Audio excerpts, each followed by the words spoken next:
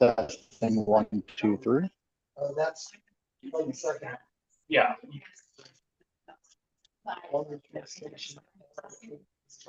All right. So. Out.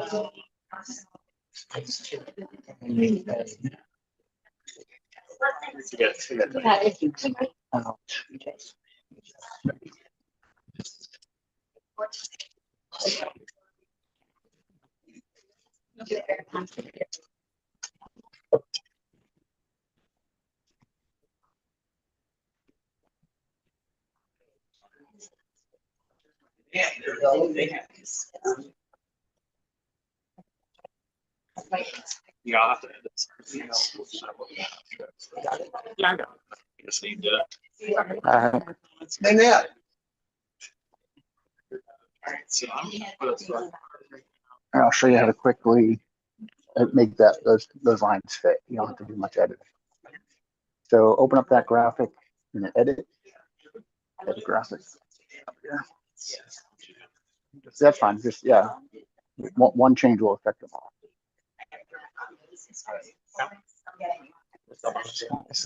So line 2, we want that to be Yes. X to box width. What were you trying to tell me before? The presentations that are highlighted, or the items that are highlighted. That's right here, excuse me. Each one of these has presentations where we want to have the slides up. Slides old. Okay, that's what she's pointing out. Just They'll be up. We'll be fine. okay.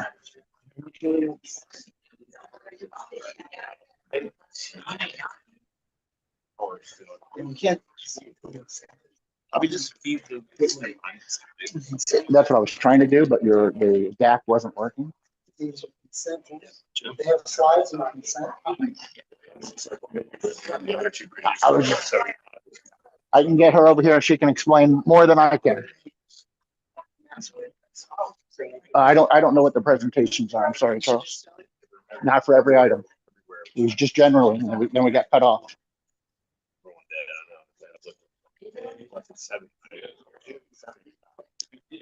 Any more graphics testing? Did that make the change? Yeah, it should have been for the second line. It might have just been highlighted. So what I think it was cutting off, and then changing that option now allowed to bleed down to a second line. All right, so we need to finish the Zoom. Speaker 4.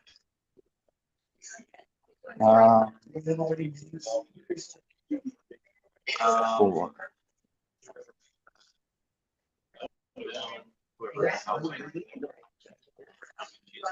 No, I never made that one for the representative. Not have that information. Wrong. Didn't think about making that.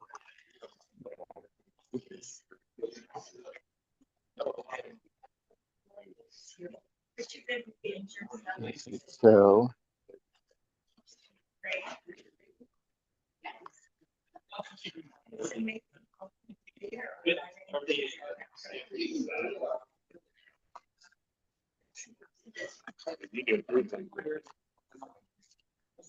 check. Check 1, 2, 3. It does.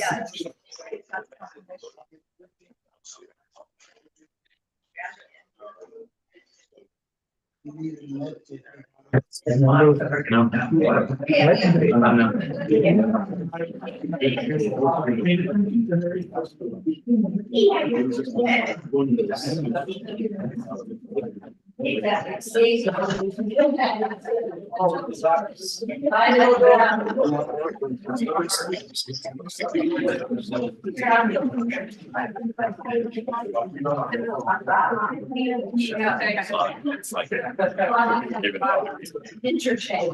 Was that- Yeah.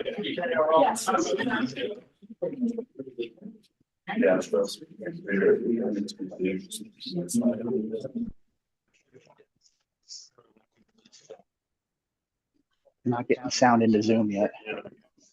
Check, Check one, one, two. two. There it is.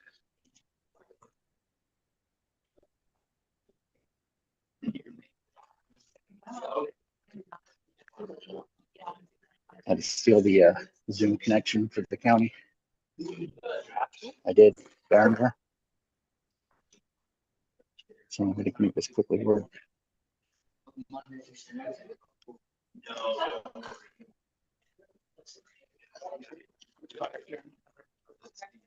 Oh gosh, guys. Oh, there we go. He just Extra eye. I was exactly.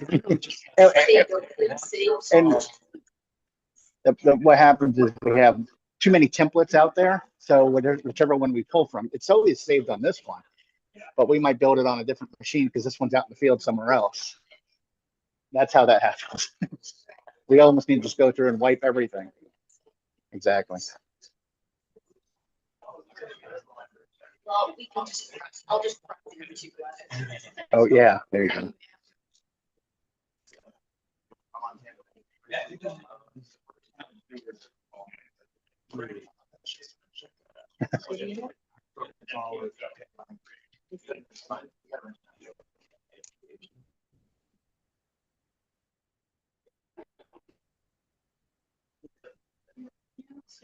All right. Exactly. So check one, two. Check one, two. Check 1, 2, 3, 4, 5. Check 1, 2, 3, 4, 5. That's it. That was me.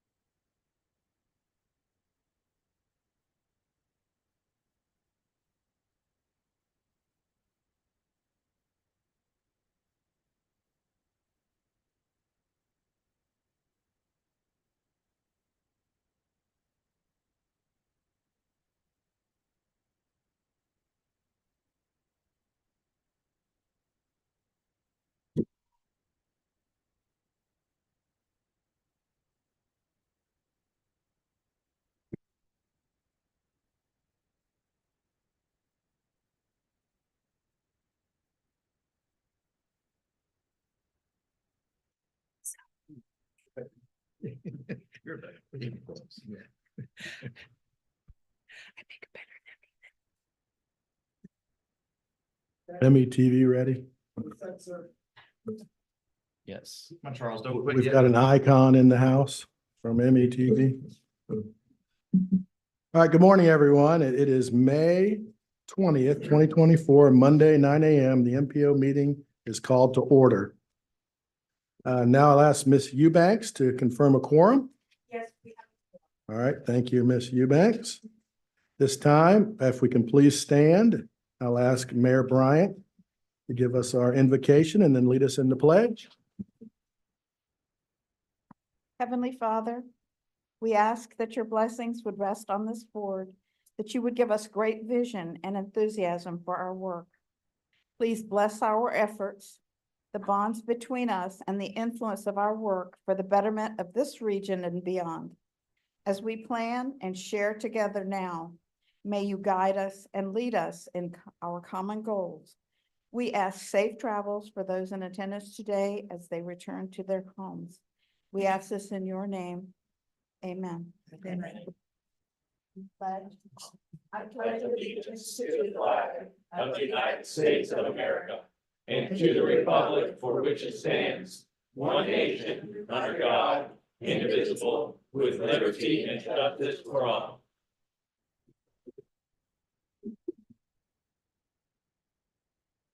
Thank you. And I'd like to especially thank Mayor Bryant.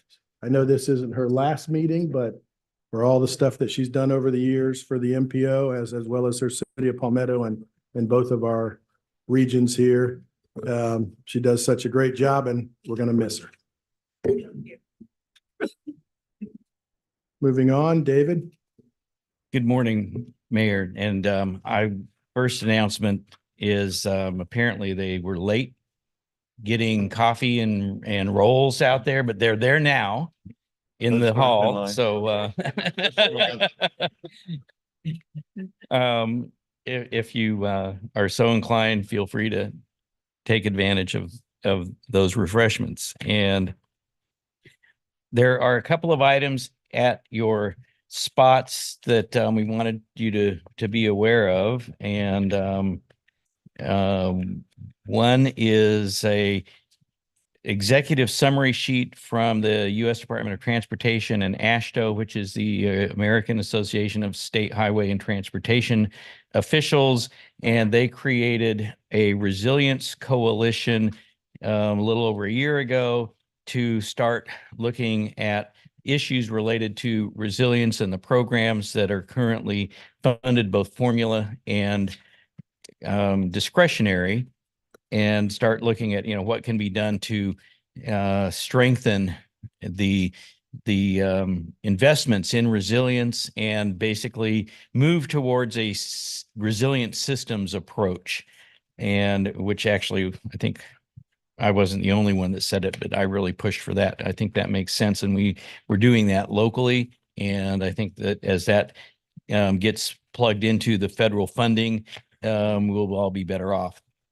So that's something that I've served on that coalition representing our region since they started it, and have had a chance to push for more formula funding versus just discretionary funds, something that our state secretary has also argued for, and making sure that as they develop additional programs that they provide guidance versus mandates as much as possible to get that funding, that they recognize that not one size fits all, and sometimes a regulatory approach is not the right way. So I guess those are my main reports. I'd like to, thank the staff because we have a lot going on. You're going to hear about it. There's a lot going on in the region. As we work on our long range plan that we have a report on later, it can get a little bit distressing when you think about all the growth that's coming and how are we going to deal with it?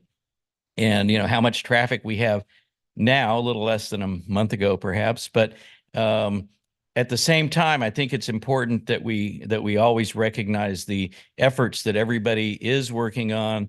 There are, literally billions of dollars worth of investments going on within our region, and it's regardless of our traffic or transportation issues that we are aware of that might be, we think we could be doing something better.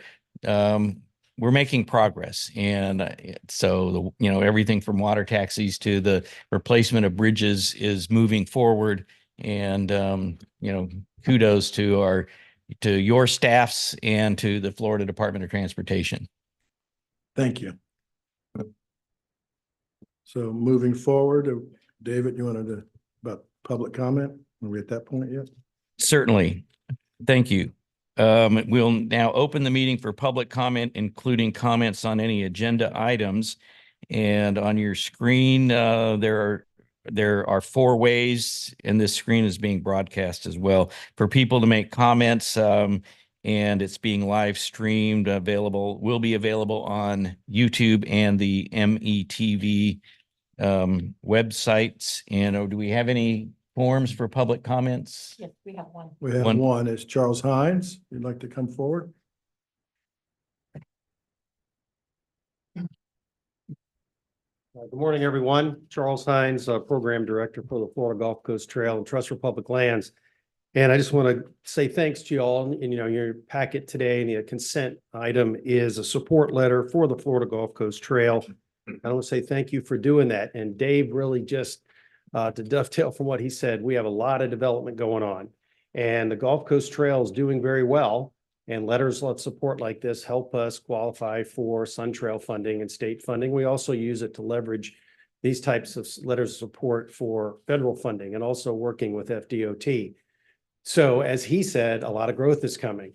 And what we have right now is, isolated trails, but we're getting a lot closer to connecting them all up to create a truly regional asset for our 2 counties.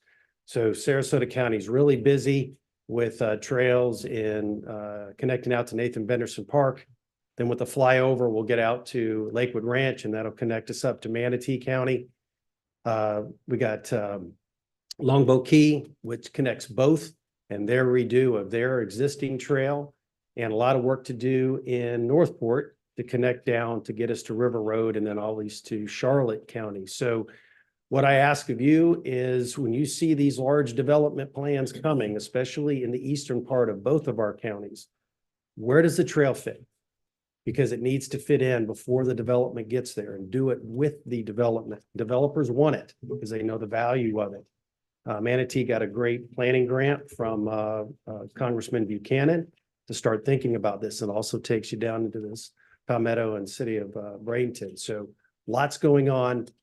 I just ask, keep it in your mind when you see things, ask your staff, where can the trail fit in? 6-foot sidewalks and bike lanes are not a trail. And so please keep that in mind. Thank you so much. Thank you. And did we have any other comments sent in? No other No comments other sent in.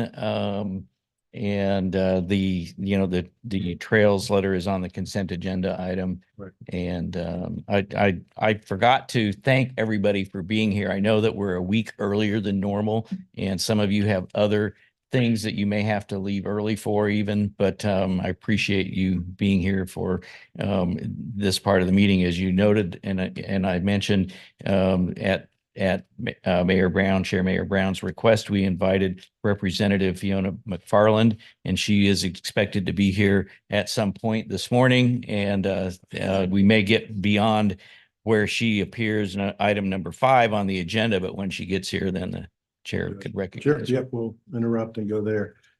Moving forward, the Public Transportation Task Force.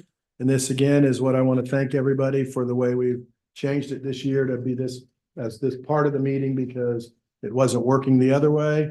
So at this time, I'll call Susan Montgomery from MCAT.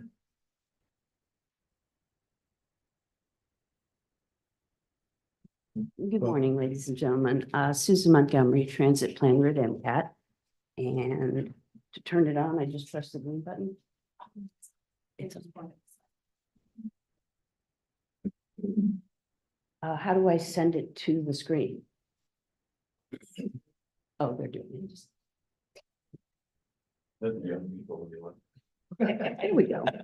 There we go. So, good morning. The most important thing that we can talk about this morning is our ridership. Very important that you are aware our ridership has increased 40%. Prior to this year, we were using the bus operator hitting a key every time a person got on the bus. This year, we moved to our automatic passenger counters, and all our buses are equipped with those. So our ridership is up 40%. We've also seen ridership increases on the Anna Maria Island trolley. That's our tourist route. And Route 99, since we went to 20-minute service, has also increased. I know that Sarasota County is going to talk about it, but we have partnered with them to provide on-demand service on Longboat Key. And we put up some signage so that people at Coquina Beach can make their way down to Longboat Key. And that signage was supplied by Breeze Transit. I've already mentioned this, Route 99, 20-minute service all day long. We're working with Sarasota County and with the Florida Department of Transportation with some additional grant funding to provide that service, our most important route and the backbone of service in our county. MCAT is preparing to take over the water taxi. It operates currently Wednesday through Sunday. This slide says Thursday, but I'm pretty sure they're operating on Wednesday. We have added the water taxi to our transit system map. We have added the water taxi to our mobile application that tracks transit buses. And we're still working out a few kinks with the captains, but I think we've got it going on. So to use the water taxi, GulfCoastWaterTaxi.com. And a few things looking forward. We are working on our transit development plan and transportation disadvantaged service plan updates were required by the Florida Department of Transportation. We are still struggling with our bus operator shortages, and we're hoping that we can raise their salary a little bit, as well as increase our recruiting. In March, we hosted the Regional Transportation Rodeo, where the bus operators show off their skills. 5 agencies came to our agency. The person who won our rodeo won the state rodeo in Jacksonville in April. So we sent one MCAT operator to the state rodeo, and he came in 6th overall. So we're very proud of him. There's an image here of the new Veteran Services wraps on 2 of our handy buses. And we look forward to doing some more of those. And finally, I just want everyone to know that we have received a grant from the Florida Department of Transportation to make Route 6 on Cortez Road every 30-minute service. It's one of our busiest routes. We consider it part of our core network. So we are looking forward to that. And that concludes my presentation. Okay, is there any questions for Ms. Montgomery? Yes, sir. Hey, good morning. Good morning. I'm curious about the water taxi arrangement. Is it a vendor that you all use? Yes, sir. It's a vendor. The same person who does the Clearwater water taxi. And currently it is funded by tourist development dollars. Okay. It's something that I believe down in Sarasota County would like to explore. So we're going to be watching your experiment closely and seeing how well it goes. At the staff level, sir, we've already reached out to the city of Sarasota and the town of Longboat Key as we see the opportunity for expansion with that service. Thank you very much. Yeah, and it's we own the 2 boats. They're just running it for us right now. So I think one of the most important things to think about, and we've talked about this a lot through our meetings, is that it's going to be in collaboration regionally, obviously Sarasota, Manatee.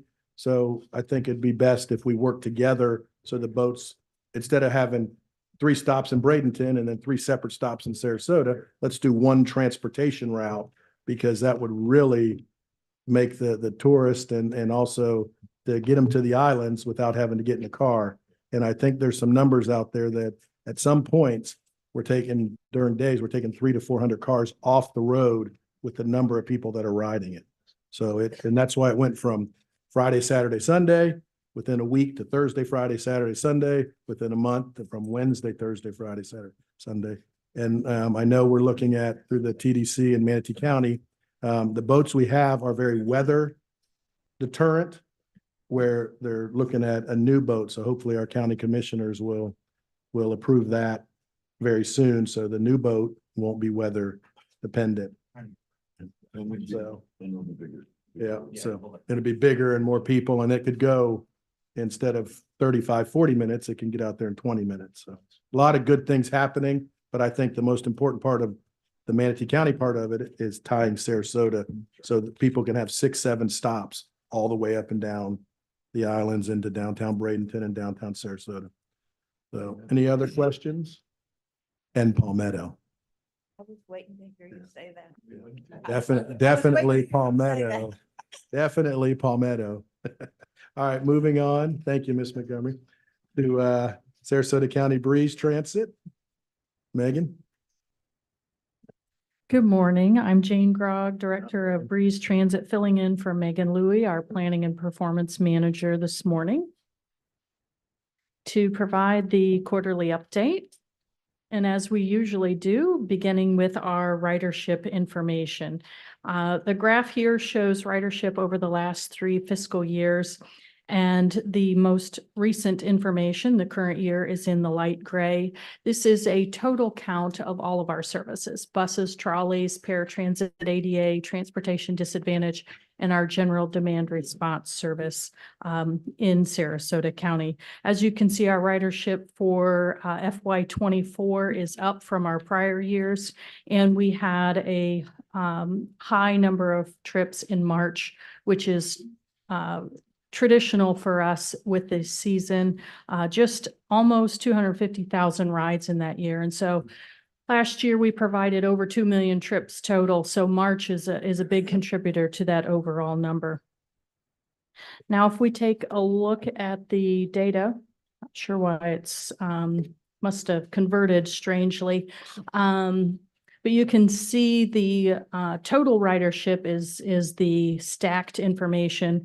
The blue on the bottom is the bulk of our ridership, about 135,000 trips there. And it includes all of our bus service, another 55,000 for our Siesta Key service in purple. And of course, we on our Breeze trolley service on Siesta Key just celebrated our 2 millionth rider of that service since 2018.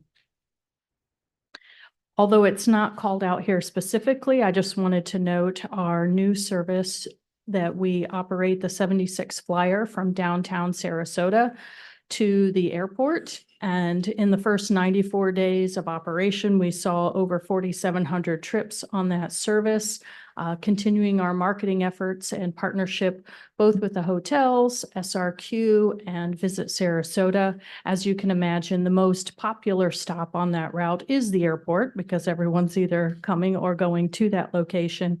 And then the top 3 hotel stops, the first one is Sarasota Modern and the Voco Sarasota, the Hyatt, and the Westin are our other 3 stops that are most popular for that.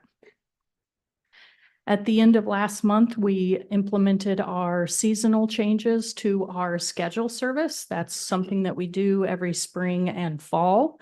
And with that is the suspension of our seasonal route that travels from Pinecraft to Siesta Key.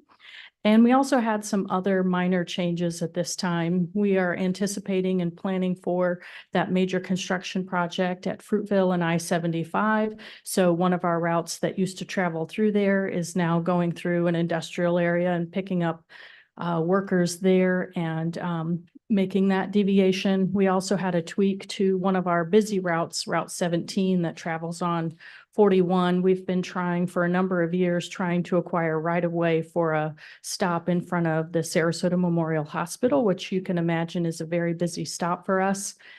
And on the northbound side, that's the side farther away from the hospital, we had trouble acquiring right of way to establish a shelter, bench, et cetera. So that route, beginning in April, we started deviating and it turns on Waldemere and goes much closer to the hospital. There's a nice covered shelter there, and heard great things from our passengers already for that modification of that service as well. At our last meeting, Megan spoke about some of our branding changes that's been taking place since our name change. We've updated our electronic presence online and created some new rack cards for our various services, especially getting those into the hands of our partners such as Visit Sarasota and the Siesta Key Chamber of Commerce, for example. Our fleet has begun updating of the exterior imaging of that. The buses are being painted for the new ones that are arriving for us, and we've got a wrap contract close to completion that we can begin wrapping the buses that are older that we have to continue that look and applying that across the fleet. Our on-demand vehicles are already established and out on the street, ready to go. Very excited to see these vehicles on the road and represent the refresh of the service as well. Related to the rebranding, Sarasota Magazine editors named Breeze as the best rebrand in 2024. So very excited about that recognition. This is something that we've been working towards to create efficiencies, improvements, operational changes, and we just really needed that look and name to go with that whole overall optimization of our whole mobility system. So it's been a nice compliment to be able to put on that new brand and go with all the technology changes and operational improvements that we've been making over the past couple of years. Other things that I would touch on are that we've been working with 8 other departments in Sarasota County for the American Public Works Accreditation Program. We just received notification at the end of last week that Breeze Transit is one of the teams that will be accredited with that new recognition. Very excited about that. And we continue to work with MCAT on improvements at the SRQ airport. SRQ's been great to coordinate the new ground transportation loop there. And we're using some technology and partnering on that with MCAT to make that rider experience even better at the airport. So happy to answer any questions if you have them. Any questions? All right, thank you very much. Moving forward, we'll kind of jump now to number 6, Florida Department of Transportation. Mr. Secretary, welcome. Good morning, Mr. Chair and board members. I got a couple of items that I want to give you an update on. So last meeting, I mentioned that, the legislature approved our budget, right? So last month, we started our planning for the next budget request. Part of that request is we hold a series of program planning workshops, which actually define the amount of money that we need to spend on our preservation efforts, right? Maintenance, resurfacing, bridge replacement, bridge repair, all those programs. So we are working on that, and we should be done with the program planning next month. And in July, we'll know off the top what the amount of money is needed to keep our statutorily required numbers for preservation. And on top of it, how much money we need to spend on statutorily required programs, which defines, once we get our allocations, how much money is left to come to the districts, based on population numbers, right? How much money is going to come to the district so that we can figure out how to build our program. So it's kind of like the process. Just wanted to let you know that, we started this year's process. By July, we'll know how much money we'll be spending on all the preservation programs. The other thing, your executive director, Dave, mentioned that we have developed what we call a position paper on the next reauthorization effort, right? Because IIJA, we got only 2 more years left. So the conversation about the next federal reauthorization is starting.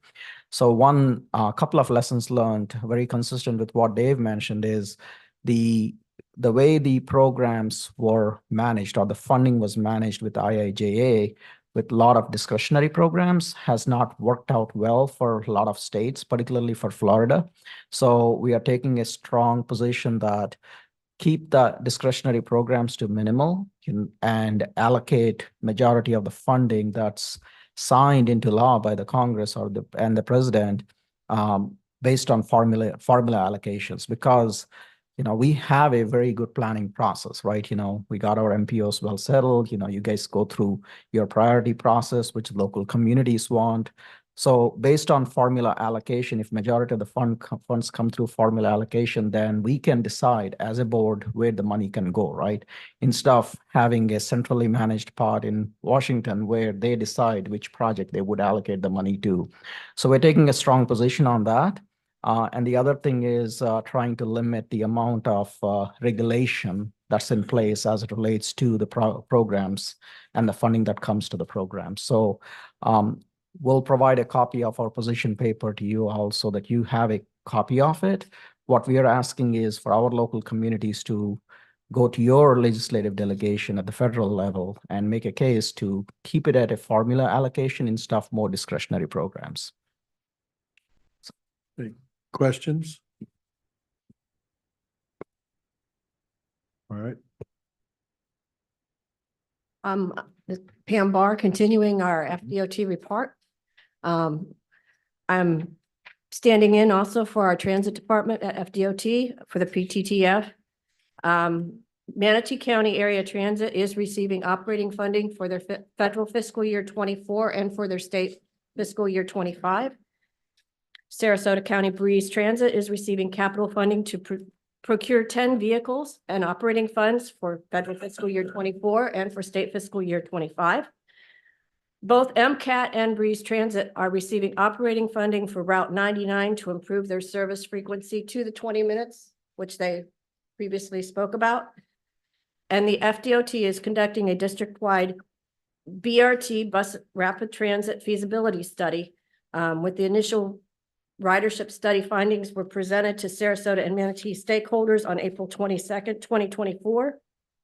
The study team is currently working on the technical memos, and the final report is expected to be ready by the end of June and will be distributed to stakeholders for their review and final comments. That is our transit side.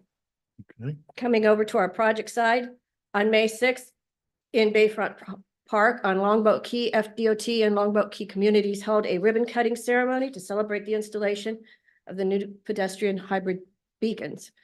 On April 30th, we had a public hearing for the DeSoto Bridge, and comments were made, and the report will be forthcoming. And that is all I have for the FDOT report. Thank you. Any questions? Hearing none. Any other DOT? No, Mr. Chair. Thank you. Thank you. Moving forward to MPO AC report, Commissioner Nunder. Yeah, good morning, and thank you, Chair. Good morning, ladies and gentlemen. Briefly, I just want to let everybody know the next MPOAC meeting will be held in conjunction with the Floridians for Better Transportation at the annual summer camp. Is this thing? Okay, making sure. The date on that will be July 24th through the 26th. I'm hoping, Ms. Eubanks, we can make sure that our board receives those dates. The invitations go out. And the opportunity there will be to collaborate with colleagues, the executives of FDOT, members of the Florida Transportation Commission, elected officials with the MPO Advisory Council and the U.S. Department of Transportation. That concludes my very brief comments on it, and I will pass it over to our Executive Director, Mr. Hutchinson, for further details. Thank you. Thank you, Commissioner Nunder.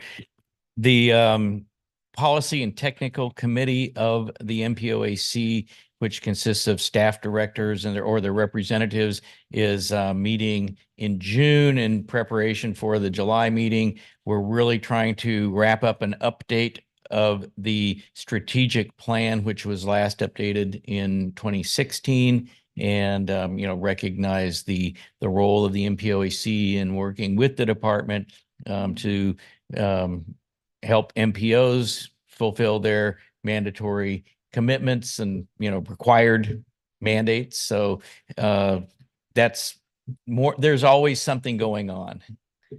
And as far as the legislation from last session, that could come back. We shall see. We will adapt and work within the law. All right, thank you, David, and thank you, Commissioner, for taking on this task. I know it's with other stuff, it keeps you busy, so thank you for doing that. Moving forward, our Executive Director report. Thank you, Mayor. I sort of mentioned a few things earlier. The Suncoast Transportation Planning Alliance, which is our partnership with the MPOs to the north and east, will take place in June. That's the one of two annual meetings that the elected officials participate in. This one's being held in Bartow on I believe it's June 14th. It's a Friday in June. Hopefully Mayor Brown will be available. And if not, I might be reaching out to alternates. And because we've usually been represented, but sometimes things happen and we're not able to be. And it's not the end of the world when that happens because there's another meeting later. On a couple of items that I wanted to mention on the consent agenda rather than go into detail when that item comes up. We have a couple of Citizens Advisory Committee appointments. These are from Sarasota County. Ms. Rachel Beckner and Isabel Moravec. They're both representing Sarasota County at large as recommended by the Sarasota Board of County Commissioners. And I wanted to recognize a member of our Citizens Advisory Committee, Eddie Abrams, here in the audience today. People who are willing to volunteer and participate in this process, contribute a lot of good ideas, and their involvement can make a difference. So we appreciate them. I'm not sure if there were any other volunteers here or not, but on our Unified Planning Work Program, which is the 2-year MPO budget, a couple of planning studies that we have identified for implementation in conjunction with the long-range plan update or implementing the current long-range plan as follow-up to the Barrier Island traffic study. We are planning to include a Barrier Island implementation plan, which sort of picks up where the last one left off, identifies what has been done and what could be done next, and also extends the boundaries of the implementation to the barrier islands to the south, Siesta Key, perhaps Minnesota Key, wherever the recommendations make sense to help get traffic on and off of our barrier islands. We would like to make sure that we're not missing any, I don't know if I would call it low-hanging fruit. I think that's all gone. But there are opportunities to try to use the existing system and to tie in with things such as water taxis and other mobility on-demand options, et cetera. So how can we maximize those efforts? Looking at a transportation investment analysis where we would identify the progress in delivering our priority projects over time and what types of projects we've been most successful at so that we can best focus the MPO's efforts on things that result in projects getting delivered. And we also anticipate including a regional transit feasibility study, which is working with our transit agencies to identify opportunities, address far in the future issues like passenger rail, bus rapid transit, and again, incorporating consideration of innovations like water taxis. We also, in the UPWP, did address comments received from Federal Highway, Florida DOT, and the public by modifying language in some of the tasks, addressing a mandatory requirement to identify 2.5% of the MPO's PL funds being used to address complete streets activities and address the carry forward or deobligation fund. So that'll be in the consent agenda. And one last item was that, you heard Secretary Nanum talk about potential changes in some of the projects, and you are being asked to adopt the new tip today. And it is very possible that come September, we'll know what some of the changes that need to be made to accommodate the state budget process. And those will show up in your tip later. So we'll work with the department to help them help us. That's all I have. All right, thank you, David. What I'm going to do now is just start to my left and have everyone kind of go down and introduce themselves. Just if you're visiting or filling in for somebody, or if you're a new member, and say where you're from. So it's just basically the people watching on TV will be able to at least put a name with the face and where you're from. So you could do that. Good morning, everyone. I am Commissioner Debbie McDowell from the amazing city of Northport. I am the alternate for Commissioner Emmerich. Good morning. I'm Mark Smith, Sarasota County Commissioner. Good morning, Kevin Van Ostenbridge, Manatee County Commissioner. Dan Murphy, the mayor of Anna Maria. Ray Turner, Manatee County Commissioner. Barbara Langdon, Commissioner, City of Northport. Nick Pashota, Mayor, City of Venice. Gene Brown, Chair of the MPO, City of Braden, and Mayor. Good morning, Joe Nunder, Sarasota County Commissioner. Good morning, Shirley Groover Bryant, Mayor and City of Palmetto. Ron Cutzinger, Sarasota County Commissioner. Mike Ron, Manatee County Commissioner. Mike Haycock, Town of Longboat Key Commissioner. Jane Coker, City of Bradenton, City Council. Elkane and FDOT, District 1, District Secretary. Thank you. I just wanted to kind of get that on the record and everybody that know it there. Just kind of going over some of the things that I want to do as the chair's report is, obviously, we want to thank DOT for having that public meeting at the fairgrounds in Palmetto a couple weeks ago about the the DeSoto Bridge study. So, and going through that and getting all of the things going, the public comment. There was only one public comment. I don't know if there's been more come in on the emails or publicly in the computer, but it was a public comment by saying we've got to add transportation. But what we've got to get people to understand is there is a process going through. There is an ACE study going on adding capacity to that corridor somewhere. So, you know, as LK, our secretary, has explained over time, you have to go through the steps to make sure everything is processed properly. So just for the public out there, and I know a lot of stuff came out on Facebook and out there in the media and even in the newspaper that we've given up for capacity. We have not given up. And I don't think anybody in this MPO has given up that knows any transportation. And our friends to the south in Sarasota say, well, what does the DeSoto Bridge and the capacity there affect us?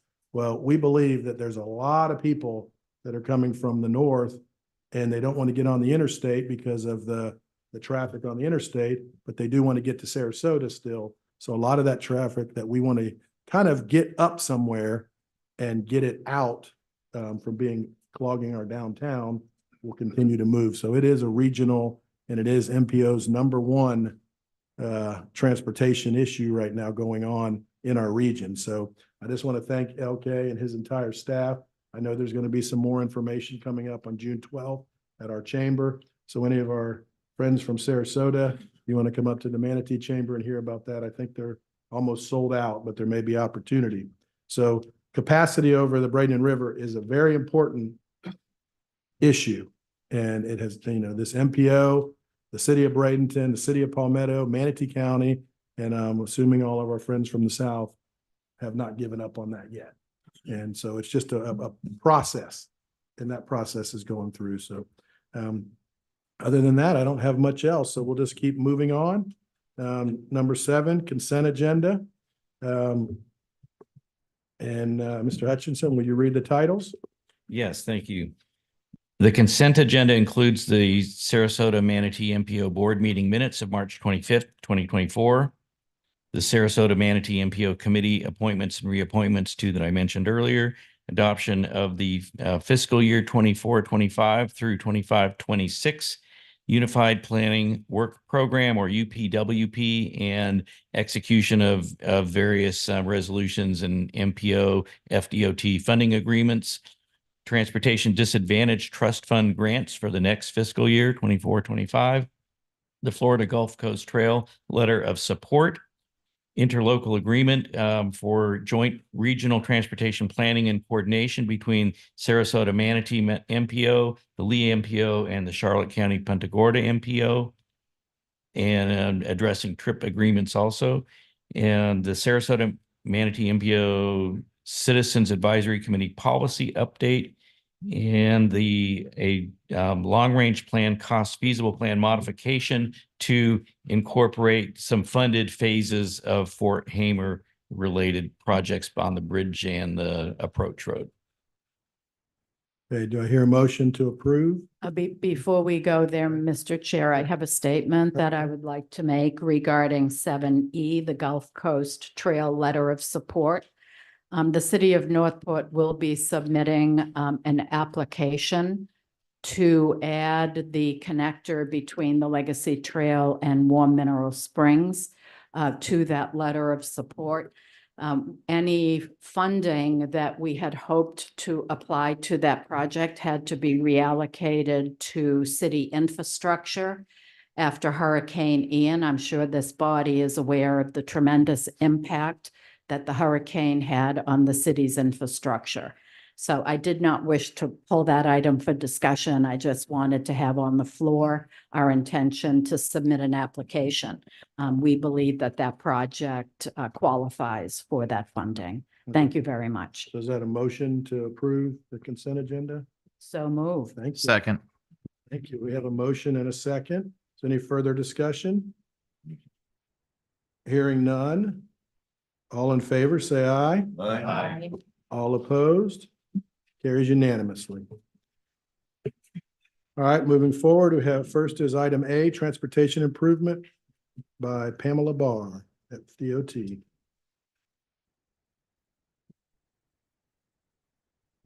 Good morning again, Pam Barr for the record. I know we're coming to the end of the year, but there are several projects that need to have the tip amended in order so that they can go ahead and get started with their contracts.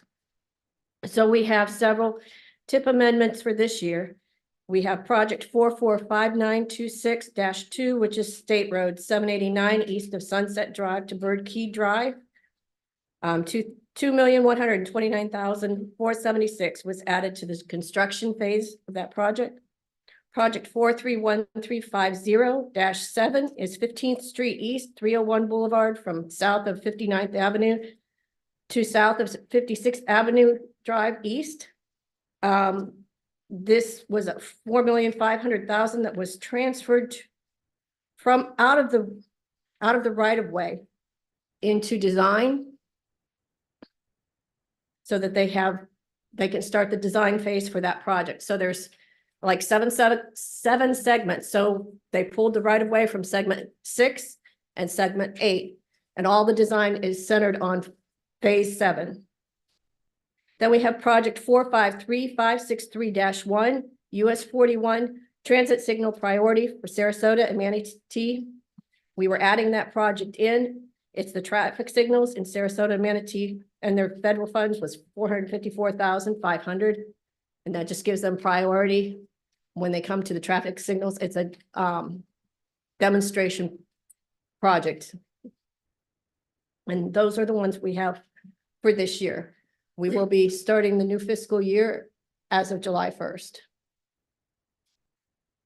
Thank you. Any questions? Brian, did you have something with hers or we need a motion? No, I was just going to include, yeah, we've been working with the county diligently and the state on 15th Street East in the efforts to make sure that we've got funding allocations in the appropriate years. We make sure we've got the design funds in the necessary year, just reorganizing.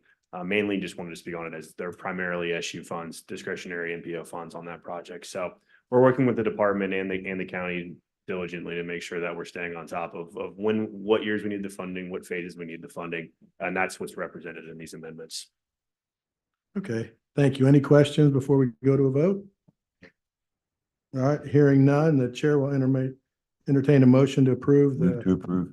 Okay, second. Any other discussion? Hearing none, this does require a show of hands. Everyone in favor, say aye or raise your hand. Aye. Any opposed? Carries unanimously. Thank you. At this point, Ryan, we're gonna break and not break, but go to House Representative Fiona McFarland. Welcome her, and we appreciate you being here. And any comments you want to go with, or kind of just start out and say No, hi? thanks so much, Mayor Brown. Ladies and gentlemen, it's an honor to be here. I'm Fiona McFarland. I represent the western part of Sarasota up in the Florida legislature on the House side. I also chaired the Transportation Subcommittee in the House this past session and worked really closely on some transportation planning and transportation bureaucracy reform for this state. The bill was unsuccessful. I know many of you followed it quite closely. Mr. Hutchinson was a great partner as I worked on this legislation over the past 2 years. And I intend to try it again. But one of my big motivations for doing so was that we have 27 MPOs in the whole state of Florida, which is more than any other country, even controlling for a per capita or a square mileage basis. Not that that's bad, but is it the right number? And so I looked at what we do well across the state. Good news, Sarasota Manatee MPO is one of the high performers, and then other areas of the state where their MPOs are not performing quite as well, and tried to understand how we could right size those and encourage the kind of work that you all are doing, which in my opinion, the best practice is to really communicate across the area that you represent instead of getting stymied or rice bowled at a artificial boundary like a city boundary or a county boundary. And how do I incentivize that regional collaboration? So it was a bill that'll take a few more sessions to get through, I think, but I value Mr. Hutchinson's input and Secretary Nandum as well, and many of you as we work throughout the process, and more to come. All right, any questions? I think just comments, and I think some of it, people felt like, it was kind of a shot at the MPOs, and I think when you really looked at it, we didn't feel it was here. We just knew that we're doing good things. We have probably one of the best executive directors in the state. And, I think the majority of us on this board here feel that what you were doing was more to streamline and make things better. And we agreed with that, but it was just more about having you here to kind of give that little update that, hey, it was our representative, but not trying to knee cut anybody, just to kind of keep it going forward and make it better. And that's what I think when you're around the country, you see that Florida is making a lot of things better, and we got to keep doing that. So thank you for being here. Thanks. And if you want to stay, if nobody has any questions, or if you have to go, that's okay too. So whatever's good for you. I'd love to stay a little bit if you don't Good. mind. Yep, we want you to. So thank you. 2 minutes. Well, she's busy, so she's got big state stuff. But all right, now we're moving on to action 8 with Ryan Brown, the tip. Thank you, Mayor Brown. You could pull the slide up too. I just got one slide on this one. But really just wanted to give you a brief update. As Dave previously mentioned, under consent, there is some work we've been doing, obviously on an annual basis. We do bring forward our transportation improvement program. This goes hand in hand with the state transportation improvement program, and this is all kind of the collaboration work that comes together towards the end of the year. This fiscal year, all the work and the prioritization process we did last time. So it's like I said, it's updated on an annual basis. It provides information to not only you, your staff, but also the general public regarding the project schedules, timelines, and fundings for our priorities and the state's priorities throughout the region. What we do typically is standardly we go take a look at our performance metrics and some of the information that goes into the document. It provides some correlation between the data that we see. Data analytics is a very important part of the analysis of where we want to prioritize our projects and where we end up programming those. As you know, the state goes through a very complicated process through their work program and STIP to make sure that we've got an active pipeline of projects from project development and environmental evaluation all the way through construction, to make sure we're fully understanding the process and having things timed appropriately and accurately so that we can ensure a continued flow of projects. As Dave mentioned, there is some hesitancy in the document of where it stands today. You will be approving the download that we got in April. Of course, the governor has not yet approved the budget, so there's probably some changes to be made on the projects themselves, depending on if there's any vetoes in the line item budget. So really, the project in the tip is where we're comfortable with exactly where it is today, is the information that we've got on hand. There might be some changes in September, as Dave mentioned, when we bring it back. There'll be also roll forwards as we bring back the state fiscal year and federal fiscal year and make sure those two align. So with that, I'm happy to take any comments or questions on any information within the document or any project that's within the TIP document. Any questions? Hearing none, the chair will entertain a motion to approve the FY 24-25 through 28-29 TIP. All right, we have a motion and a second. All right. Any other discussion? Hearing none, this will require a show of hands. Please raise your right hand. 4. Any against? Carries unanimously. Thank you, Ryan. Next, Ryan. Yeah, that's me. Is the Transportation Regional Incentive Program, 8C. As we brought this to you all back in March as a draft, we've coordinated closely with Charlotte County and Polk County as we've agreed. The TRIP funds are a regional basis. They provide a regionally significant transportation facilities with their own dedicated funding. The department agrees to pay up to 50% of those as long as there's another local match of up to 50%. I said we work with these interlocal agreements as a basis to ensure equitable funding, as well as, incentivize regional coordination across our boundaries. District 1 only receives approximately $7 to $8 million a year of TRIP funding. So there are some quite lengthy and exorbitant requests on this list. We do try to work with our jurisdictions and your staff to make sure that we are asking for a reasonable amount of funding for some of these phases and some of these upcoming projects. We continue to work on handshake agreements, probably be revisited. It's been discussed with Polk TPO, and we'll probably revisit with Charlotte as well to formalize the agreement of how this rotation works. I know there was some debate at a prior meeting regarding that. I think we've ironed that out. There was some funding dedicated and TRIP for Manatee County's Moccasin Wall Segment 2. So Sarasota County's moved in the first position with Charlotte and Polk respectively on their list being in the second slot and Manatee County in the third. These lists, like you said, are updated annually. We work closely with our partners to the north and the south on these lists, and we bring them for you to consider it for funding and applications through the state funding process. So with that, I will take any questions on the list. It should be fairly familiar as there's no new additional projects that were added to this from March. Questions? Hearing none, the chair will entertain a motion to approve the 2024 Joint Trip Project Priority List. Motion to approve. Turner, second. Second. All right, we have a second. This is just all in favor with an aye. Aye. Any opposed? Hearing none, carries unanimously. Moving forward, we are going to the Public Participation Plan, PPP, with Grace. Thank you. Hi, everyone. I'm Grace. I'm the Public Involvement Coordinator for the MPO.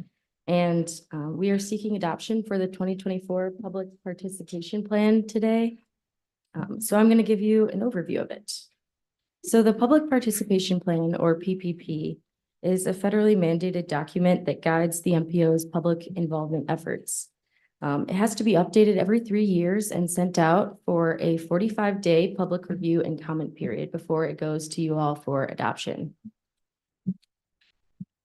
The PPP includes an outline of the plan with the MPO's objectives and goals for public involvement, a toolkit for techniques and strategies, and an evaluation of the MPO's tools and strategies that we used to determine what is effective and then make improvements for what is not. The plan also includes the MPO's Title VI and Limited English Proficiency Plan, or LEP for short. The intent of this LEP is to ensure access to the planning process and information published by the MPO, where it is determined that a substantial number of residents in Sarasota and Manatee counties do not speak or read English proficiently. So there were several changes in the Public Participation Plan update this year. I'm just going to go over 3 of the major changes. So we improved and added new public outreach tools such as Active Campaign and Eco Interactive, which is for an interactive TIP, Transportation Improvement Program, for the public to use. And the MPO website went through a redesign that launched in April 2023 to make it more user-friendly. since the website update, 2 other MPOs have actually reached out to compliment our new website and ask for guidance on how to improve their own websites. And then the Title VI and Title VI and Limited English Proficiency Plan, LEP, update now reflects data from the 2021 American Community Survey 5-year estimates. So then, this is side by side of the LEP population distribution maps in the Sarasota Manatee region. And I'm showing you this because the LEP is part of the overall public participation plan that we are seeking adoption for today. So on the left is the map from our last update with the 2017 American Community Survey 5-year estimates data. At that time, there was a total LEP population of 42,831. And then on the right is our current map using data from the 2021 ACS 5-year estimates. Based off that data, the Sarasota Manatee population consists of 45,339 LEP individuals. And so that's my overview today. Thank you for your time. And if you have any questions, I'm right here. All right, any questions? All right, hearing none, we do need a motion for adoption of the 2024 Public Participation Plan, including the updated Title VI and Limited English Proficiency Plan, and any public comments received. So moved. All right, we have a motion. Is there a second? Any further discussion? Hearing none, I'll say aye if you're for. Aye. Any opposed? Carries unanimously. Thank you. Moving forward, the FDOT functional classification and urban boundary update. Could you please state your name? Good morning, everybody. My name is Kyle Purvis. I'm the Systems Planning Administrator for FDOT District 1.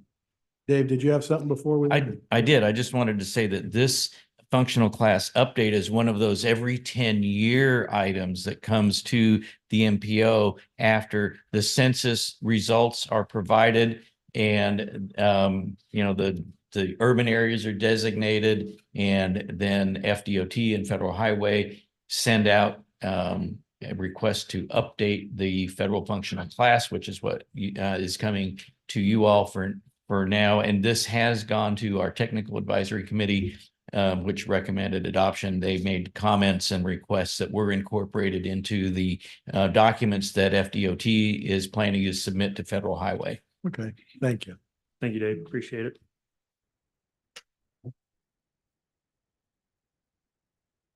So as Dave mentioned today, we are seeking approval for the update to the Federal Highway Functional Classification and Urban Boundaries. This is a process, like Dave mentioned, that we go through once every 10 years after the release of the census urban boundaries. We do a comprehensive review of all the roadway networks. All the DOTs around the nation do this. So really what functional classification is, it's a way for FHWA to get a handle on the purpose of the networks of the roadways and how that roadway is serving the network. You have really 2 main functional classifications, arterials and collectors. Those are the important ones. Those are what puts your roadway network or that roadway onto the federal aid eligibility network. So as Dave mentioned, we did coordinate with the TAC and their respective agencies for a while now. Back in November, we presented a GIS dashboard that had all of our recommendations and proposals on it that they could go into and leave comments for review. We've also had several follow-up meetings with them to address any additional comments we got from that process and sequential meetings that followed. As part of the dashboard review, there's some new roadways that we decided to include on our original proposal, and that was Lakewood Ranch Boulevard from Fruitville to Communication Parkway, Lorraine Road from Palmer Boulevard to Fruitville, and 44th Avenue from 51st to Bourneside Boulevard, and the Fort Hammer Road extension. All four of these roadways were not previously classified, so as part of this recommendation, we're recommending them to be arterials and put them on the federal aid system. Also, with feedback from the city of Sarasota and Sarasota Manatee MPO, the recommendations were made for Boulevard of the Arts, School Avenue, and Shade Avenue. We looked at those recommendations and concurred with them and decided to place them as collectors on the federal aid system. These are just some limits of the proposals. And then following that, we got some comments from Sarasota Manatee MPO for Artisan Lakes Parkway from Moccasin Wallow to Buckeye, Rangeland Parkway from Lakewood Ranch to Bourneside, White Eagle Boulevard, Uline Road, and Bourneside Boulevard. They were recommending collectors for all of those. We looked into them and agreed.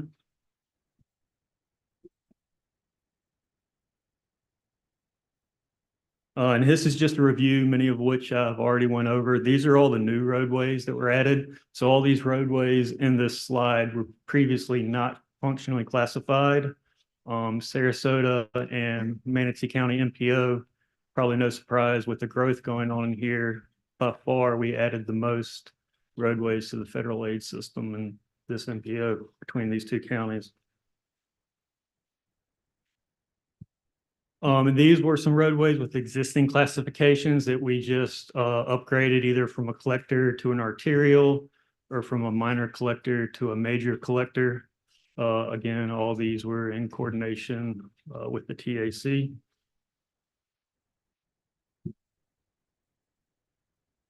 And the same here. So these are some of the Sarasota County roads that in conjunction with the urban area boundary smoothing process, which I'll cover later. They just went from basically a rural functionally classified roadway to an urban functionally classified roadway. So moving to Manatee County, some of these roads went over already.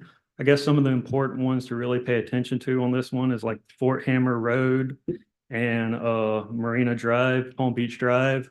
Those previously were not classified. They were classified as a local. So as part of this process, we'll be bringing them onto the federal aid system.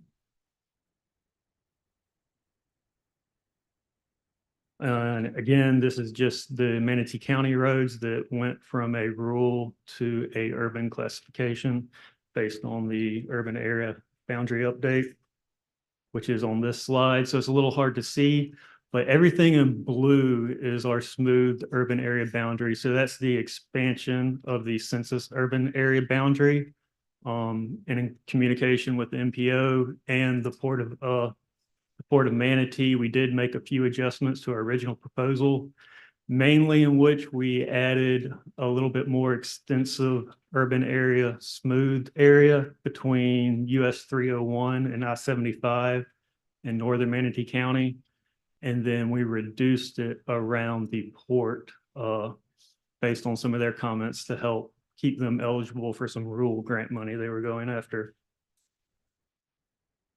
So final steps, based on the approval here today, we will make some functional classification maps and urban boundary maps, send them to our central office, FDOT central office in Tallahassee.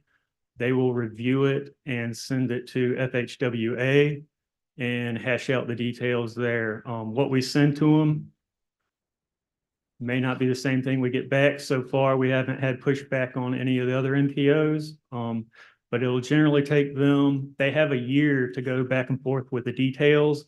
They have until December for the urban area boundary concurrence. And then I think April is their functional classification concurrence date. Yeah, April 2025. So with this approval, this gets the whole network just in one go around every 10 years with the maps. But it's not locked in place. If you miss out on something, if we miss something, if something comes up couple years from now, it's not like we have to wait another 10 years to add it to the federal aid system. There is an application process that we can go through. It's a little bit more lengthy process when it comes to the review time.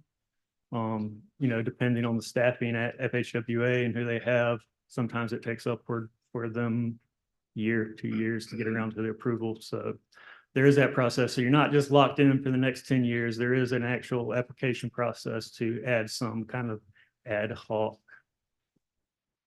So with that, that's pretty much it. I'll take any questions. All right, any questions?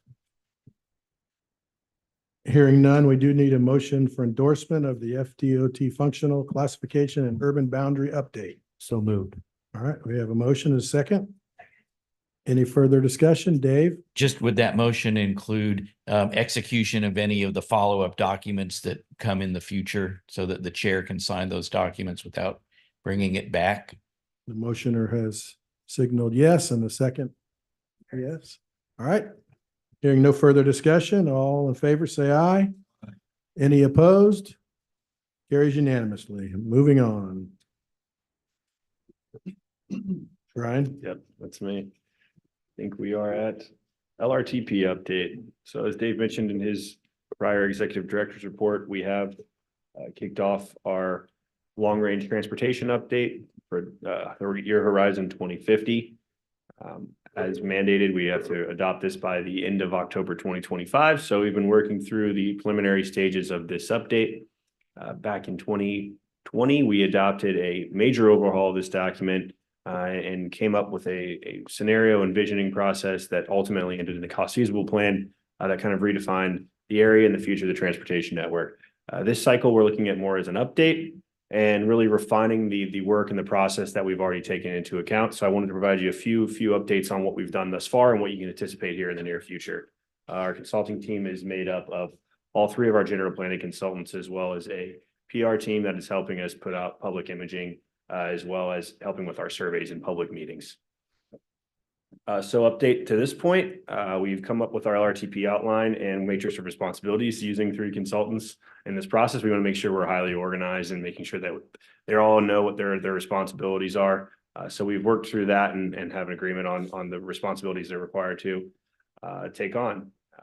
We've also worked through our 2050 socioeconomic forecast data and coordinated with District 1 regional planning team to work through the build out of our transportation system. So that will be run through a transportation demand model and will basically tell us where we think we're going to expect the most growth.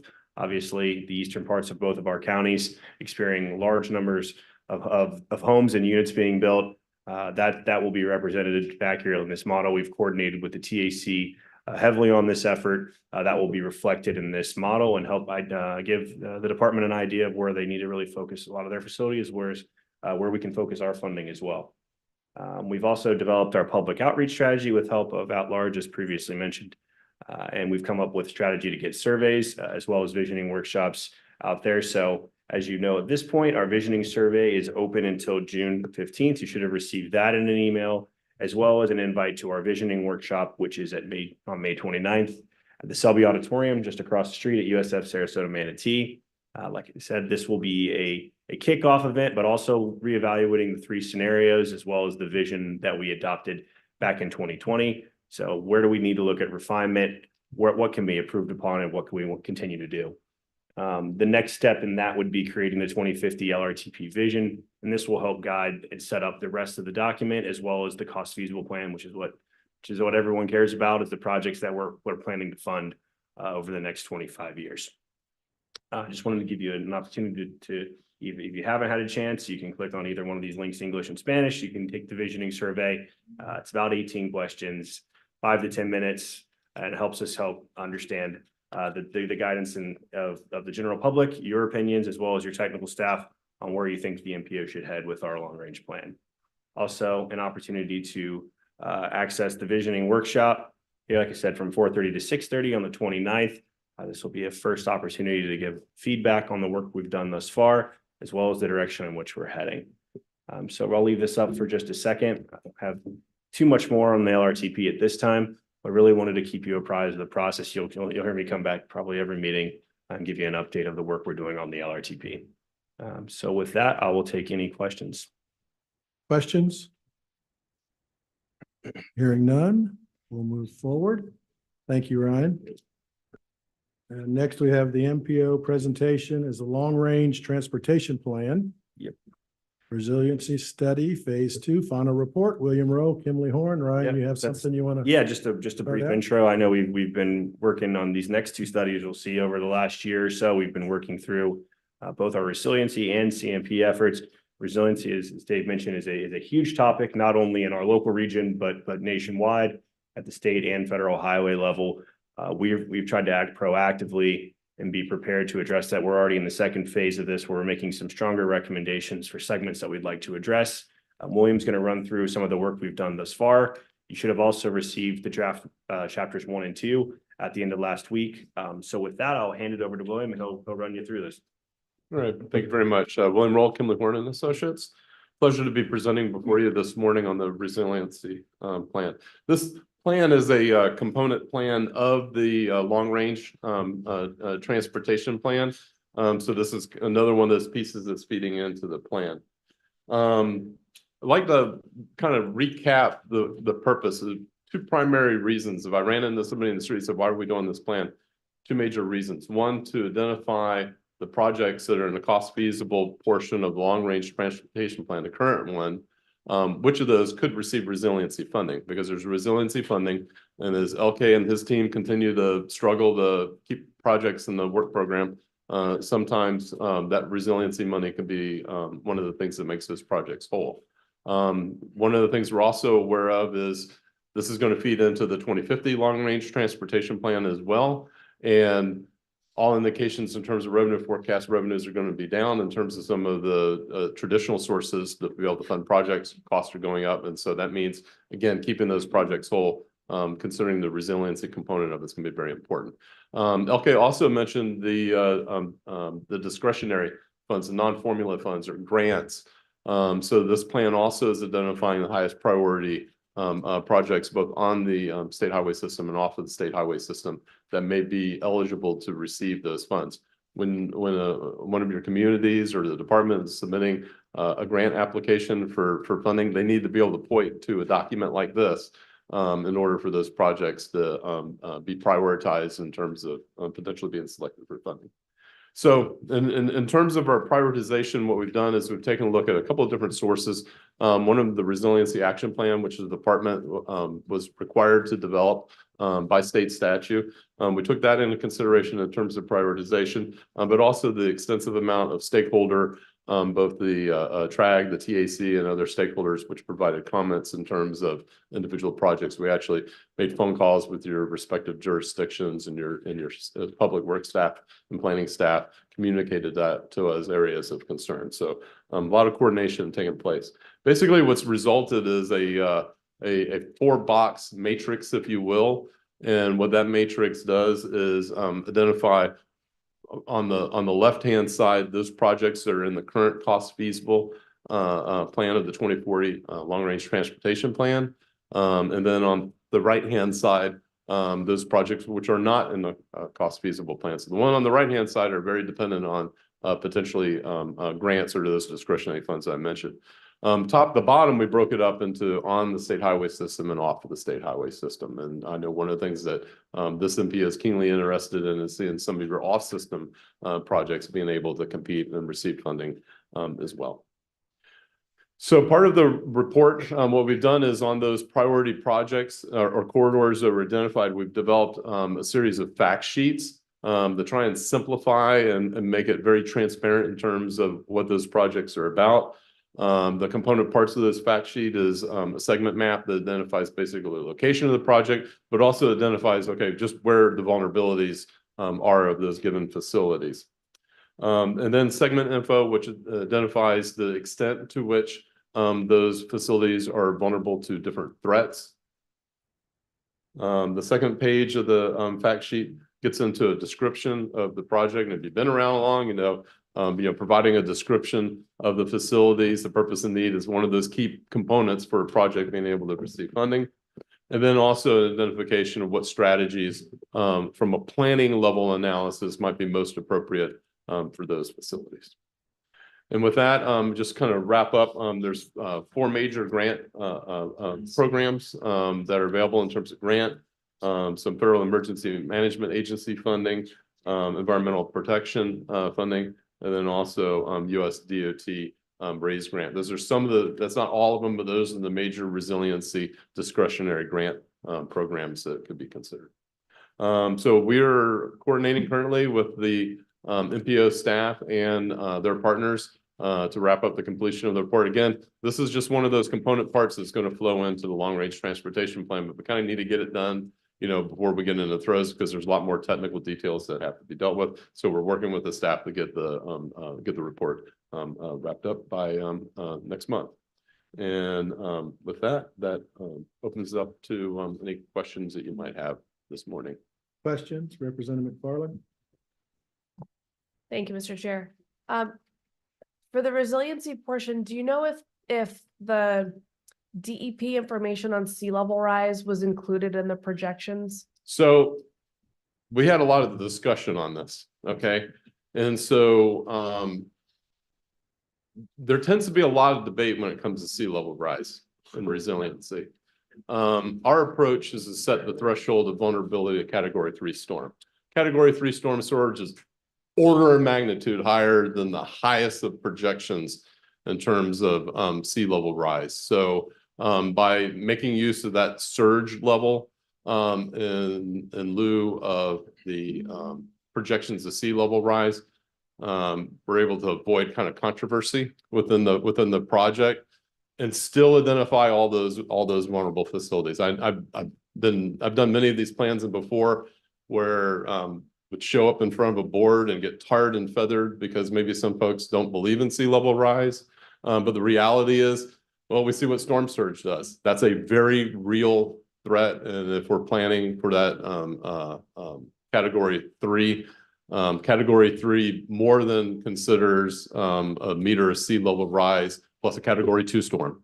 So there's a lot of buffer built into that. So instead of using the DEP, you have a model that projects where the sea level is supposed to be in the next, I don't know, 50 years. Mhm. Instead of using that, you use the Cat 3 storm surge. Yeah. Okay. So Cat 3 is up here, sea level rise down here.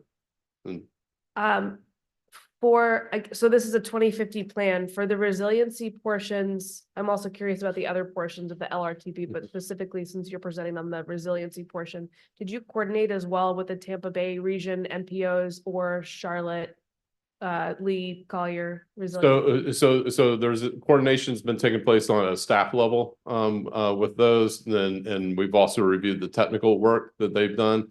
Much of that's been incorporated within our work and our approach as well. Thank you. Good question. Yes, sir, Commissioner Turner. Just a quick question, not to muddy up the waters, but Tampa Bay Regional Planning Commission, because there's 8 counties. Have you gone to them at all with anything? Because they're consolidating the same. Yeah, no, absolutely. We've coordinated directly, like I said, with the approach of vulnerability and criticality that was established in phase 1 of this effort. That follows suit with not only our MPOs, but the Tampa Bay Regional Planning Council, as well as the state approach as well. So yes, there has been coordination. We've asked William and their team as well to look at their pilot project. They were funded using federal highway funds several years back to evaluate based on multiple factors, sea level rise being one of them, but also a 20-inch rain event, a Category 1 hurricane. Category 3 was a much larger effort. I'd say that's probably $1 million effort and evaluation they were awarded. This is about $200,000, right? So the scales of those things, they also had some renderings and things built out if a Category 3 storm hit downtown Tampa, what it would look like. They even paid for outreach events and videos that went in those types of things. So that effort is probably orders of magnitude a bit higher, but the basis and the foundation of the data that went into this and the process, the criticality and vulnerability assessment are innately the same. Yeah, fantastic. I was just making sure we're leveraging that. Yes, sir. Yeah, I had a question for you. Using Category 3 as a design limit, Florida Building Code is using basically for the wind anyway, like 160 miles an hour on the coast, which is more of a Category 5. what was the thinking behind using a category 3 storm as the breaking point, I Sure. guess? Okay. So, and let me kind of establish a credential of the first resiliency project I did was immediately following Hurricane Charlie. And there was a lot of work, extensively with the department to understand there's a distinction between, I would say, vulnerability assessment versus design standard, if you will. So when the department builds something, they build to that design standard. When they go and they do a new bridge, like going to the barrier islands, they do 100-year geologic or hydrologic survey and analysis of that. So the standards are very, very high.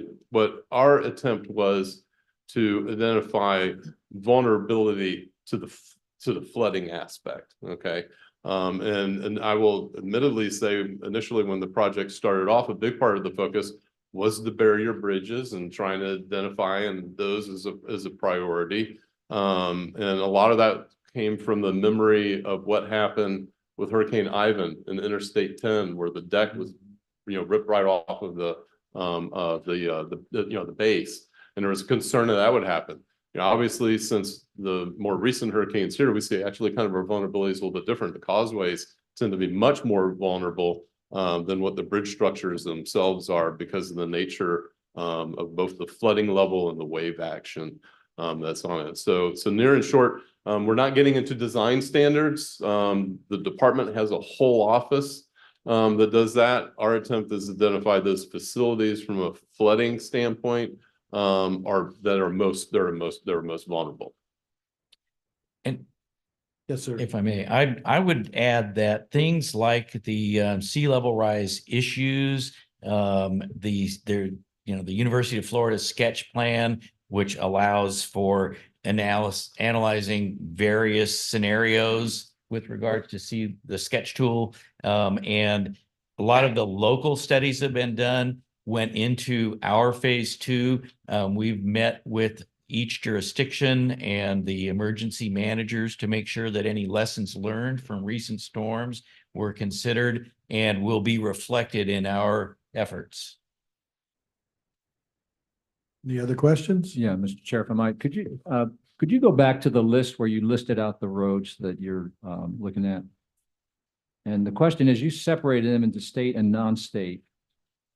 And what I'm wondering is, what is the purpose of the separation? Are you saying that if they're non-state roads, they're not as eligible for resiliency funds, or what's the purpose there? Because River Road was a non-state, and yet, that road was underwater for days and the whole community couldn't get out. It's obviously if resiliency dollars are available, that road certainly is a road that needs resiliency dollars. So I'm just want to be, I'm a little concerned here. I want to make sure. I would actually articulate it. It's the inverse of that. Okay. So let's face it, the state's resources are this big.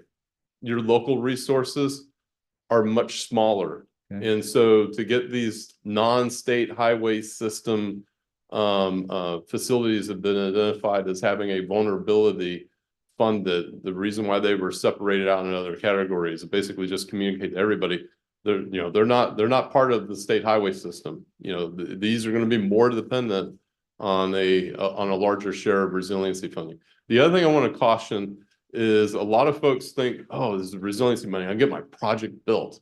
It's not really like that. Okay. The resiliency money can be used to pay for the additional cost on a facility. So if I had a 2-lane road that was vulnerable and I was going to widen it to a 4-lane roadway, I could use resiliency money for the enhanced drainage. I could use it for the elevation, but I can't use it for building the capacity expansion project, if you will. So I want to be very cautious. I mean, everybody hears these funding sources, like, man, I'm going to get my project done.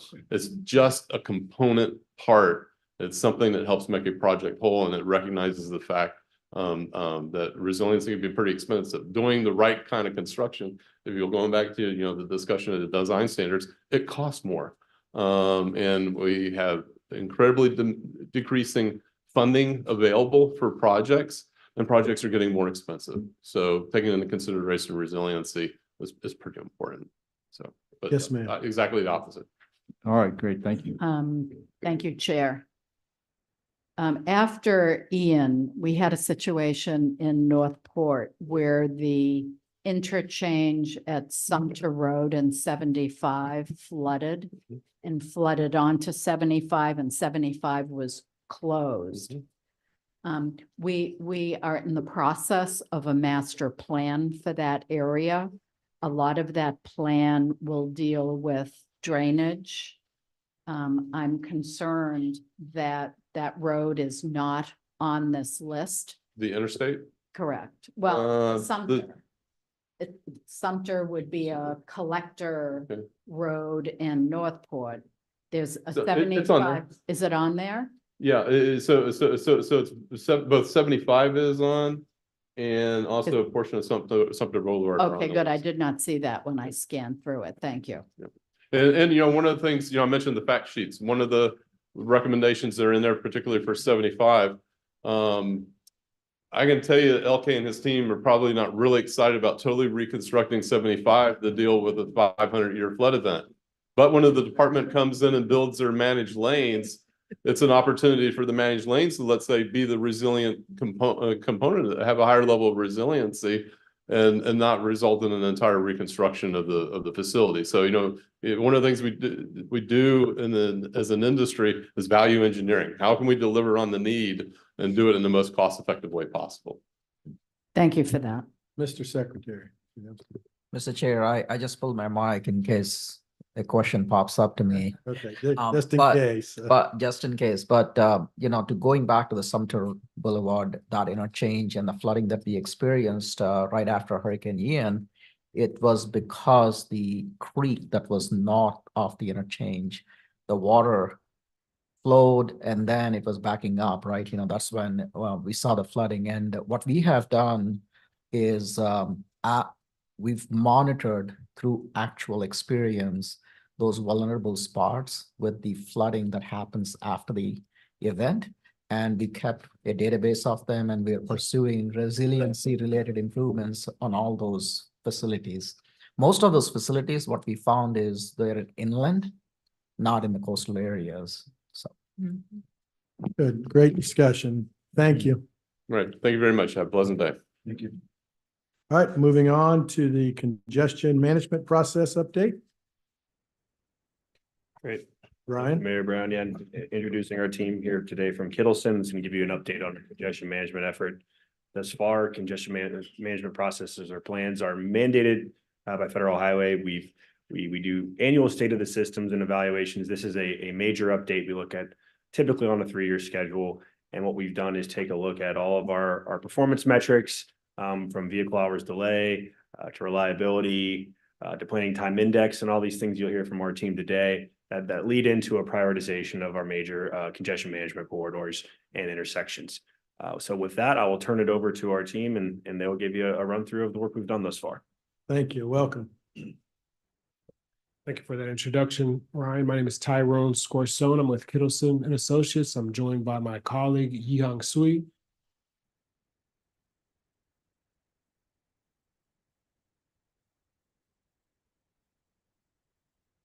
Oh, yep.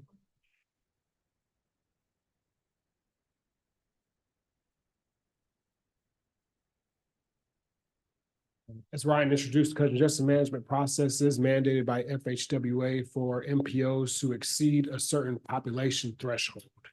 In essence, what the CMP allows for is an immediate identification of hotspots. And there's a number of different criteria that we use to identify hotspots. And we'll get into some of that criteria in a couple of slides later. But it's a short-range planning component. The CMP identifies needs that then turn into typically operational or ITS, TSM&O types of projects that could be included in the LRTP, including the 2050 LRTP that's coming out. Could you explain ITS and TSM&O? Absolutely. And so not to have too much jargon while I'm here, these are the technology fixes oftentimes. This is the apps on our phones. This is the dynamic message boards. This is retiming signals. So That's- intelligent transportation systems and then Yes, yeah. transportation systems, management and operations. Exactly. Okay, thanks. Thank you, David.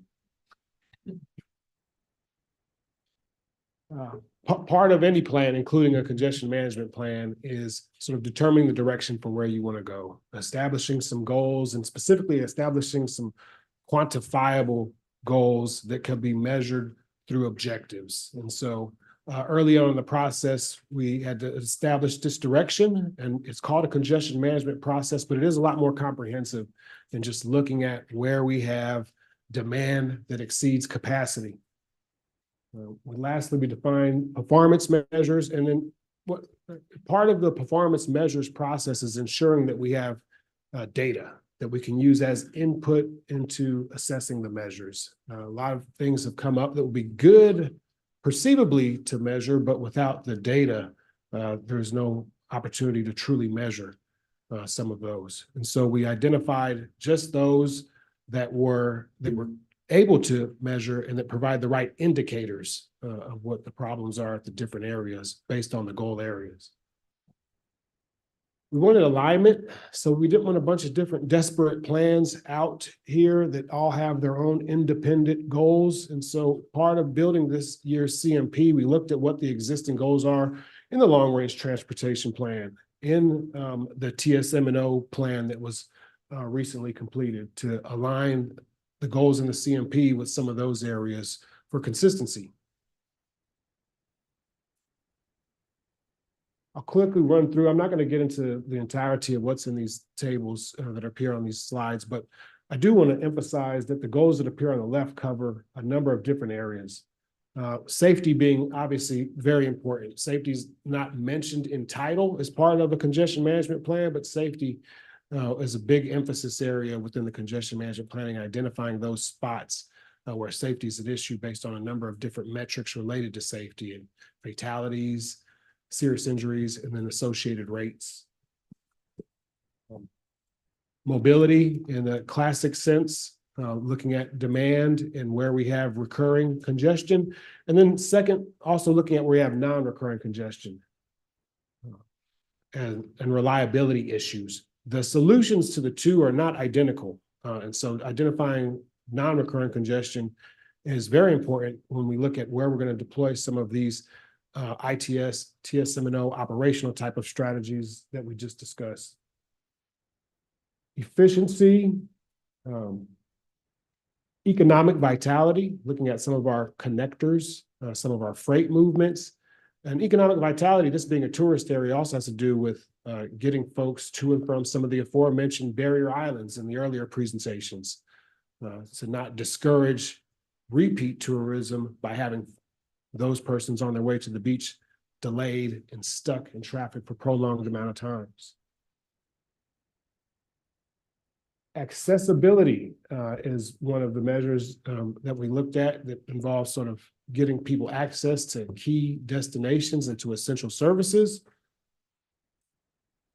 Preservation, environmental measures, including accounting for air quality.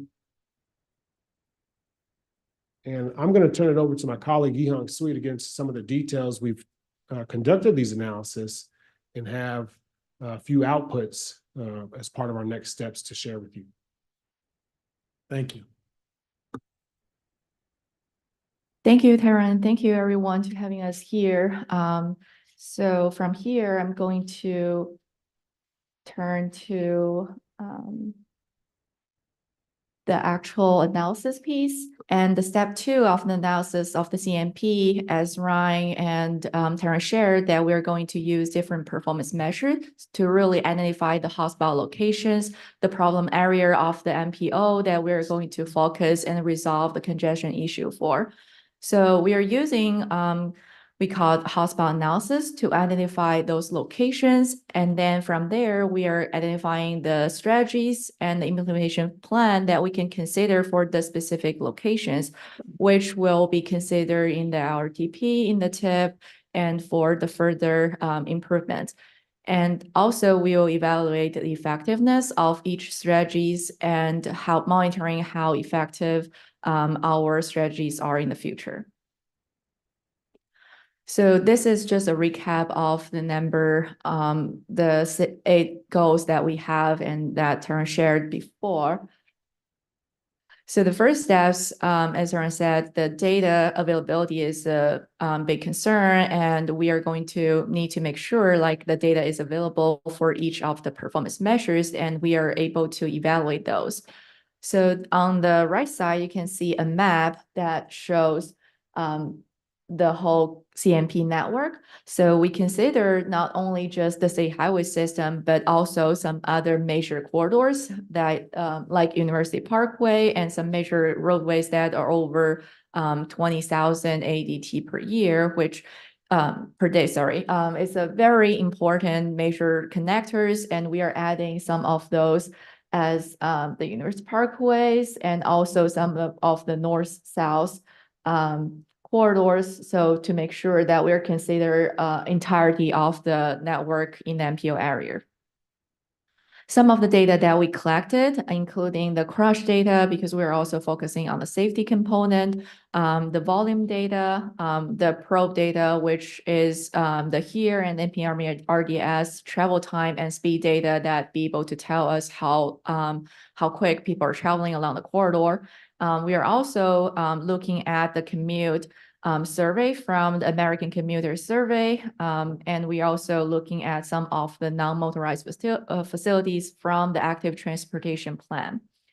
And FDOT Sourcebook, we also use the data readily available from the Sourcebook. So the first goal is the safety focus, that we use the safety analysis and use the crush data to be able to identify some of the priority concern locations. So those are the 2 maps that shows on the left side, you can see the rate of number of fatalities and number of serious injuries that shows the hotspot in those areas. So all of the crashes happens in the downtown Brampton area, and also some of the interchange area along I-75, you can see it, a greater number of fatalities and greater number of serious injuries. Next, goal number 2 is to promote the mobility to people and freight. So we look at the vehicle hours of delay as the first performance measures. And you can see on the map here that really high delay along I-75 corridor and also in downtown Brayton area and DeSoto Bridge. There's also always congested here, and some of the downtown Sarasota area is all in the orange color that shows relatively high delay. The next measure, we look at the average speed versus posted speed. So I want to give everyone example of what this measures is about. We talk about that measures and used to be able to easily help people to understand how they're traveling. So for example, the roadway has a speed limit of 30 miles per hour, and the speed ratio is only 50%. So that means you're traveling only at 50% of the posted speed limit, which is 70.5 miles per hour. So think about in the downtown area, if you're traveling less than 50% of the speed, which really means you're traveling at a low speed and it's really congested. But along I-75, if you're traveling 50% of the posted speed limit, it's not as bad as what you experience in a local network that you're hardly to move. So here you can see DeSoto Bridge, Green Bridge, those 2 bridges are really have a relatively low speed ratio. Downtown Brayton area, downtown Sarasota area, I-75 is not showing as bad comparing to those downtown areas on this map. Yeah, I was just gonna say if we could kind of move along a little quicker, because I know there's Yeah, gonna be some questions on this. Yep. Goal number 3. So this is just showing the operating reliability. So we have 94% of operating reliability in the whole MPO area. Goal number 4, talking about non-recurring congestion, we're showing planning time index performance measures here, which you can see some non-recurring congestion and really unreliable travel along I-75, downtown Brayton and Longboat Key area. So we also did analysis focusing on the tourism component and doing a weekend non-recurring congestion study. And we are finding really unreliable weekend travel along the island area and along the DeSoto Bridge. But the downtown area during the weekend is more reliable than the weekday. Some other component, we also consider accessibility. So this is a high-level summary that 57.1% of the non-motorized facility in the CMP network, and also 52% of the population within half mile of transit, 61% of the population within half mile of the pet facility, and 11% within half mile of trail. The goal number A, we're talking about environmental component. So this is showing all the EV chargers that are publicly accessible, but there are also some private that only be able to use by the company. So most of the EV chargers really good in the urban area, but not in the rural area. And along I-75, you see it's also have a relatively good coverage that almost all the exit and access point, you will have some EV chargers there. So with here, all the performance measures, we layer everything together to come to decide the prioritization locations, also with some ground truth review with the MPO. So we do, we call it a weighting model. So using the different weight based on the different performance measures, we come up with the locations that we really want to focus on. So the ratio here is listed here, speed ratio as 30%. PTI 25% and seasonal PTI 25%, delays 10%, level service 10%.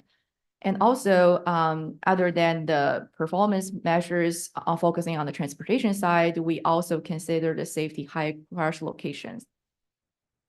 So this is a map showing all the performance measures layered together. So you can see on this map here that DeSoto Bridge, Green Bridge is one of the focus area and concern area. Downtown Brayton also have some segments that showing as relatively high congestion and our focus. And downtown Sarasota, you also see some segments that really highlight in the orange color. I-75 also, of course, has some congestion issue, but FDOT I-75 master plan will be able to help to resolve congestion issue there. So for our CMP, the strategies, we will not focus on I-75. So this is list table summary of all the prioritization locations. This is the top 15 of them. I listed here for your consideration. We also see some roadways are roughly connect to each other, so it will be consolidated as a bigger, longer segments for the strategies to consider.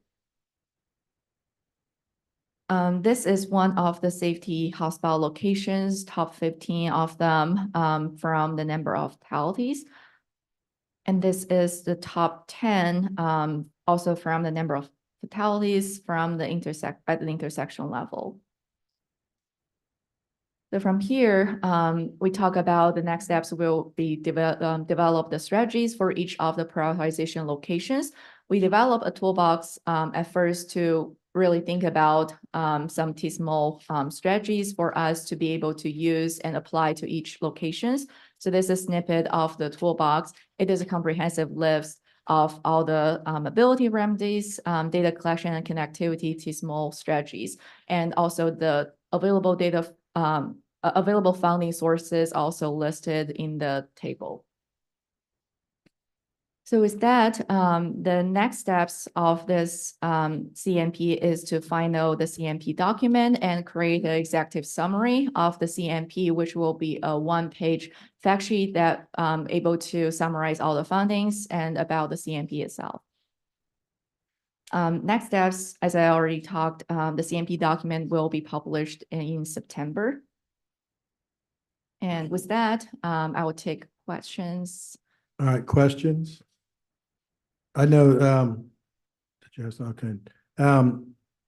Main questions I have, obviously talked about downtown Bradenton and the congestion of the Green Bridge and the DeSoto Bridge and alternatives for people to, most of the people, majority of the people coming through that area are not stopping in Bradenton. They're going from east to west or west to east or north to south or all in between. And one of the things that we hear a lot about is that nobody can figure out the timing of the lights.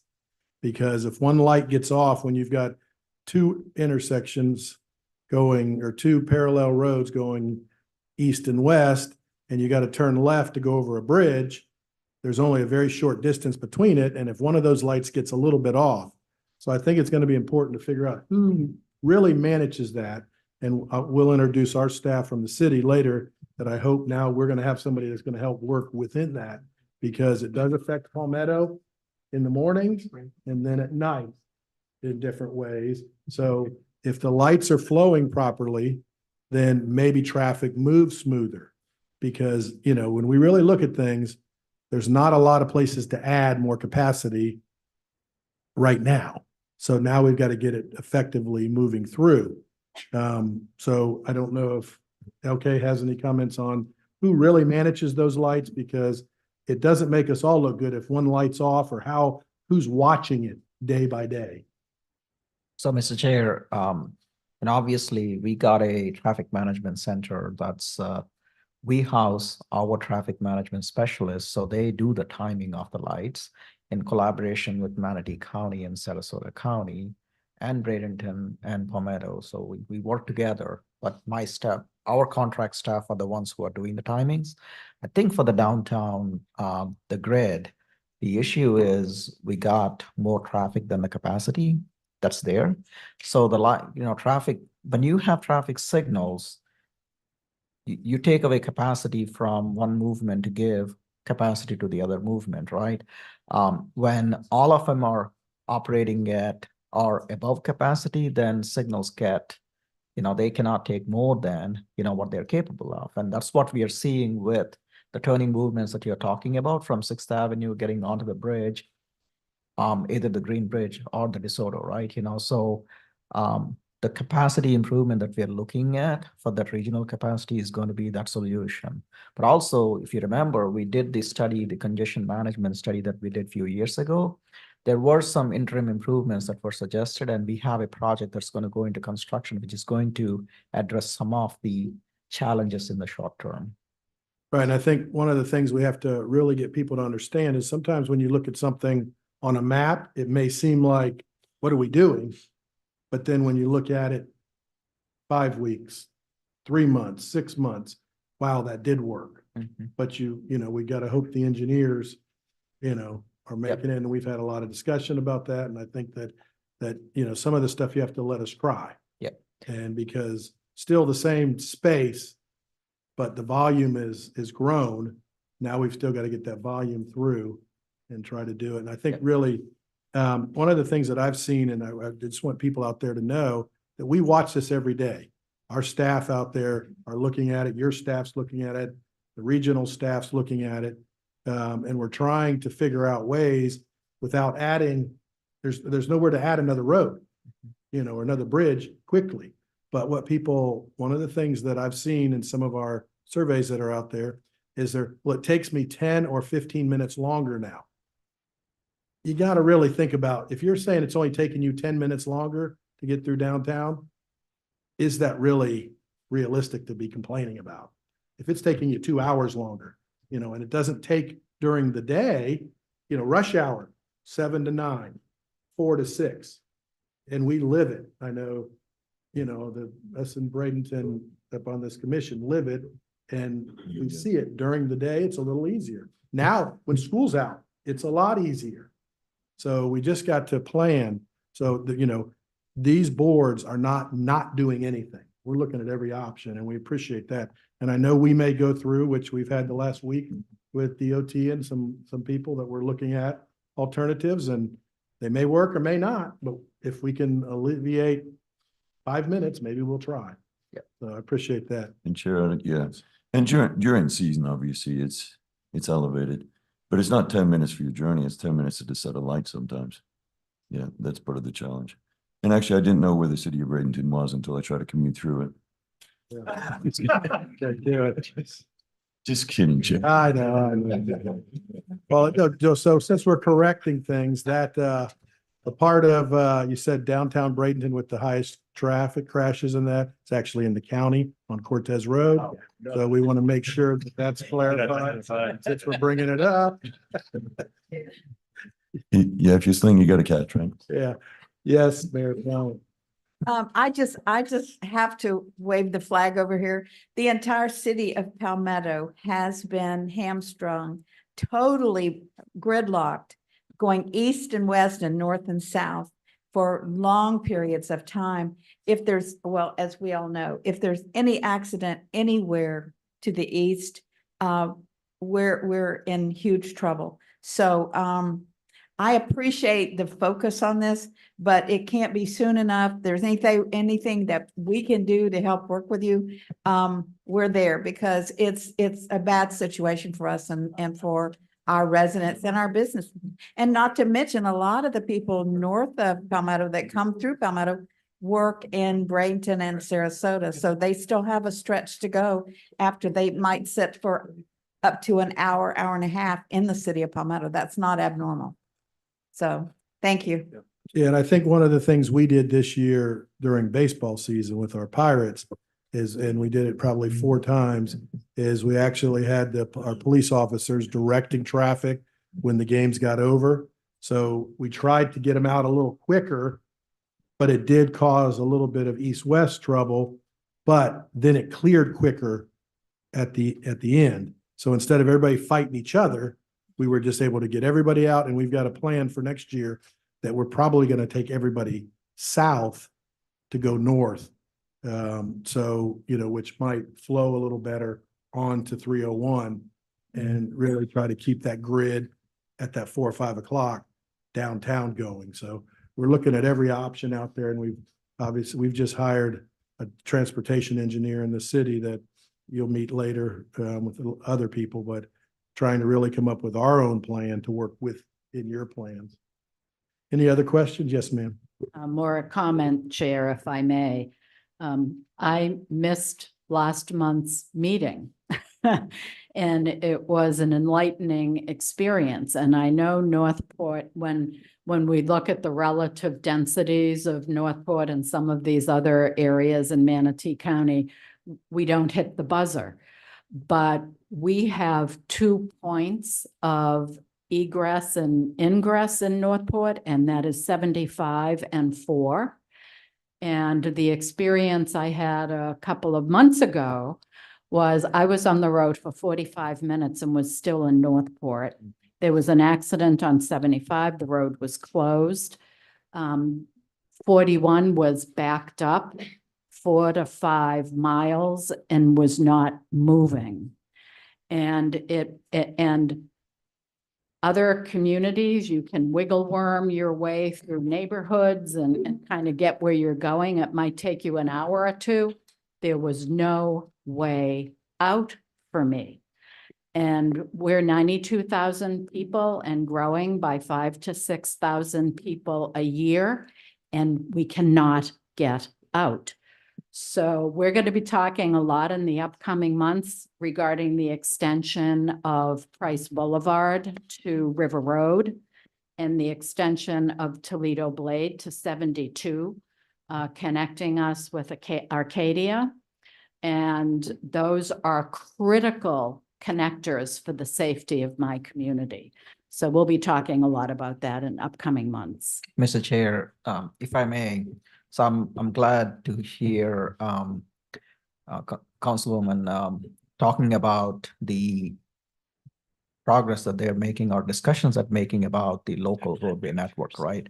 That particular incident is a very good example of all the load being taken by 75 and 41 in certain parts of Sarasota Manatee communities because there's lack of local network or alternative networks, right? So I commend Manatee County for looking at Fort Hammer extension or capacity on Fort Hammer, because all the conversations that we had about the issues with traffic backing up in Bradenton and Palmetto is because we only have so many bridges that cross the river, right? So more crossings is what is needed, or more capacity is what is needed.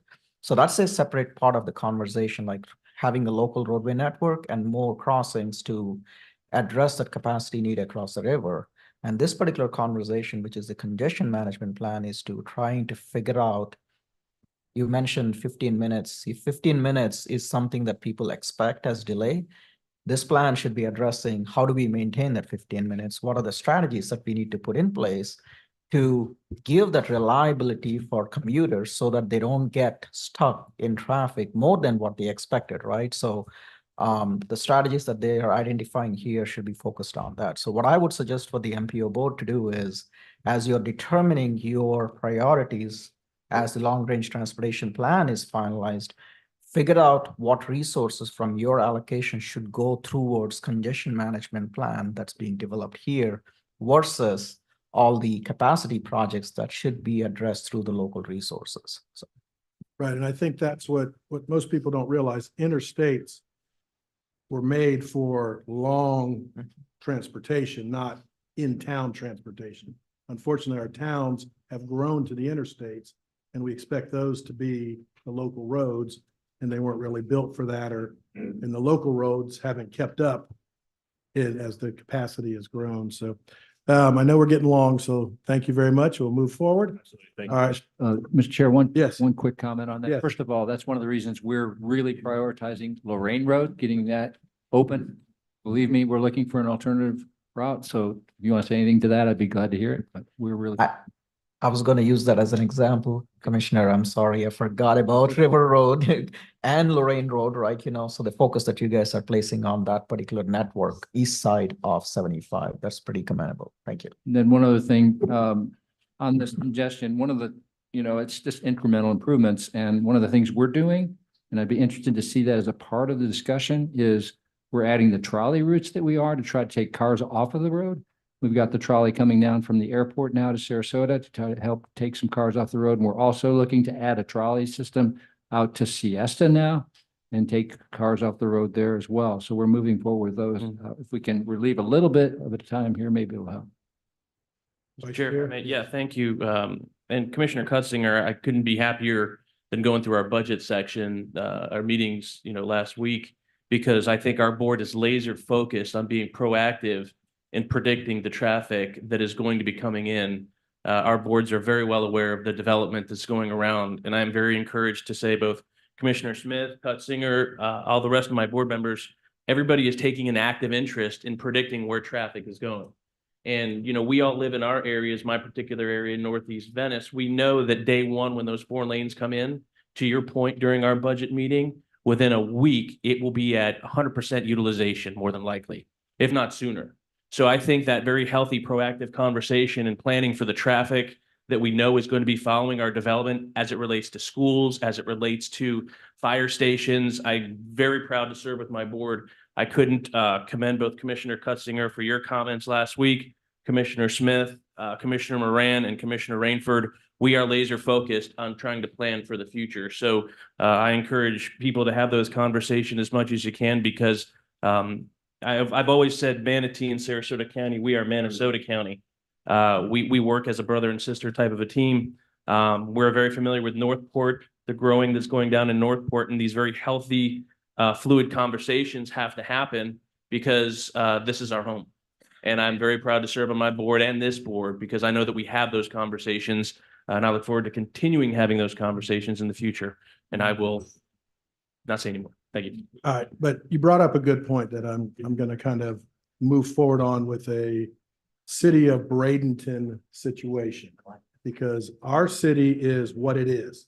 We're not growing like Northport. Northport is lucky in a way because they have an open grid right now in some areas.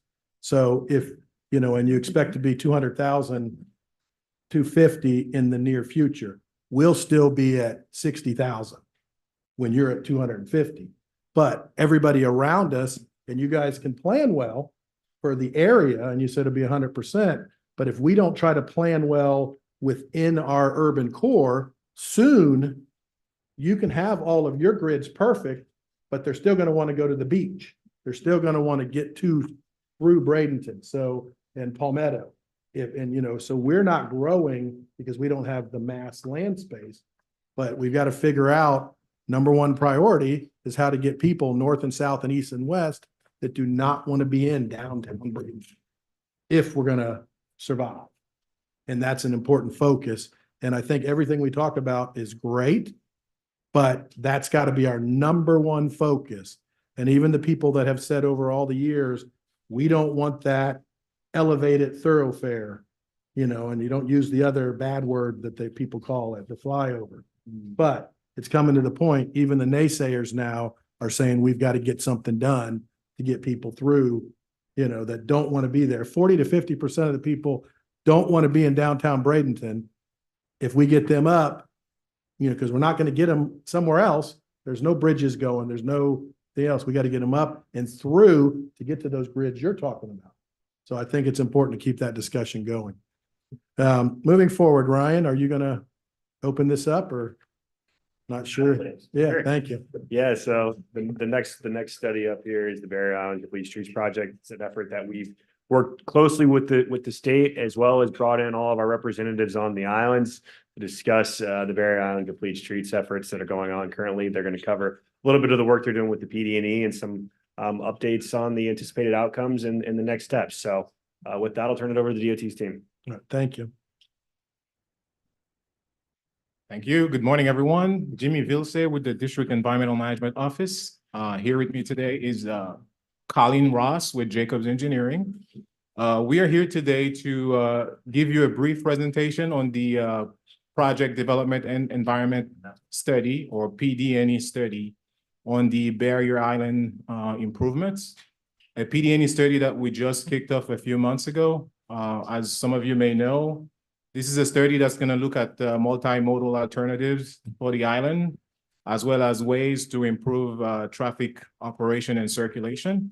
So without further ado, Ms. Colleen. Thank you. Good morning. Good morning. I'm Colleen Ross. This project is proposing bicycle and pedestrian facilities along both sides of the corridor for full connectivity. Okay, where's my slide? So the project is located on Anna Maria Island within the cities of Bradenton Beach and Holmes Beach. The project limits are broken into two segments because the east-west portion of the project is cut by the State Road 64 from State Road 789 to Gulf Drive, and that improvements along that portion are being handled through another FDOT project. So the limits begin on the southern end, just north along State Road 789, just north of the Longboat Pass Bridge, and continue north to State Road 64 for about 3.7 miles. And then it picks up again at Gulf Drive and State Road 64 and extends north another 2.2 miles to 85th Street or White Avenue, I believe. And it's a total project length of about 6 miles. The corridor is a predominantly 2-lane undivided facility and serves as the primary corridor on the island. And it's also a key evacuation route during emergencies. This slide presents FDOT's project delivery process. We are in phase 2, or the PD&E study phase. Prior to this phase, FDOT performed the Sarasota and Manatee Barrier Islands traffic study, and that was completed in March of 2020. This PD&E study is the only phase currently funded in FDOT's 5-year work program. However, the department is working with its partners to fund future phases. So purpose and need, it's a federal process that provides the basis for developing and evaluating project alternatives. The purpose of this project is to address the pedestrian and bicycle safety issues and existing roadway deficiencies while enhancing multimodal connectivity and system linkage. The project is needed to improve safety conditions for both vehicle and multimodal traffic, and enhance system linkage by connecting to the existing SunTrail network that's within the project limits to close the gaps on that network and to connect to the proposed multimodal improvements that are planned on the replacement bridges that connect to the island. The project is also needed to accommodate existing and future modal development and to address multimodal and ADA deficiencies and substandard roadway treatments along the existing corridor. This slide presents the existing SunTrail network that's within the project limits. It's the green line shown on this map, and it runs just west of State Road 789. It's parallel to that from north of the Longboat Pass Bridge to 5th Street. Our project will connect into the end of the existing SunTrail segment at 5th Street and continue north to the intersection of Gulf Drive and East Bay Drive.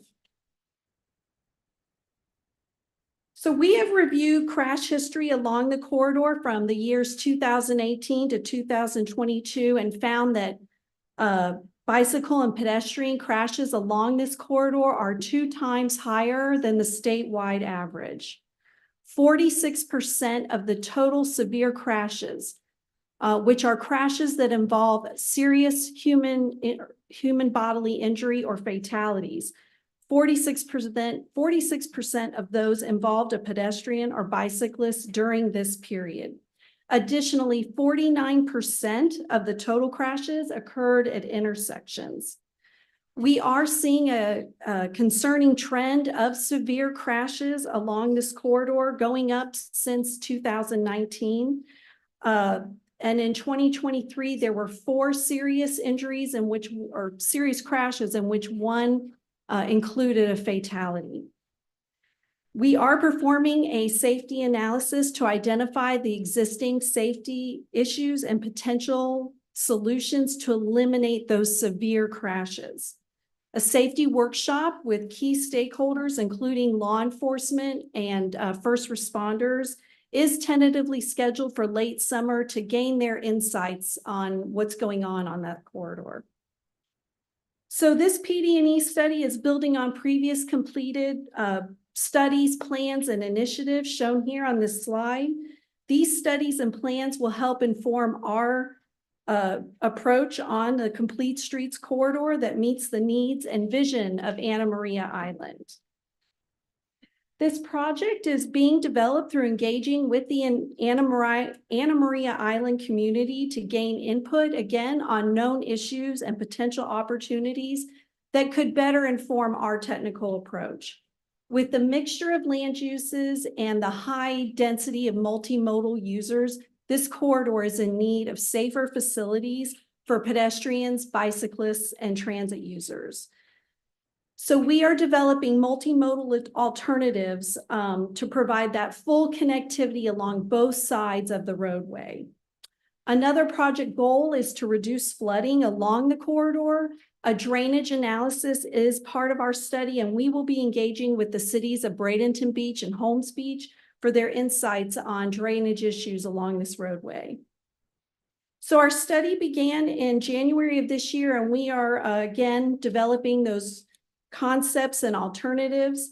A safety workshop, again, is tentatively scheduled for late summer. The alternatives public workshop is anticipated to occur in early 2025, where we would present those initial alternatives for public input and feedback. Those alternatives would then be refined and evaluated for impacts to environmental resources along the corridor. And if required, a public hearing would occur in early 2025, where we would present the preferred alternative, and public involvement and stakeholder engagement will occur throughout the study. And it's anticipated to be complete in early 2026. So our safety moment today is just a reminder as we approach summer. The period between Memorial Day and Labor Day is considered the 100 deadliest days for teen drivers.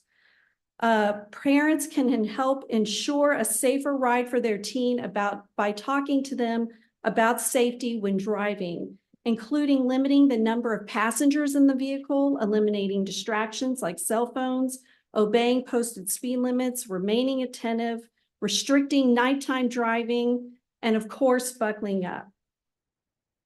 So after today, if you have any questions, please feel free to contact me or the FDOT project manager, Adam Rose, who unfortunately is out sick today. You can also check out the website on the FDOT page, and there's a QR code available to access that. And thanks for allowing us the opportunity to present this project, and we're happy to answer any questions. All right, any questions? Yes. Sure, Representative. if I may, thank you.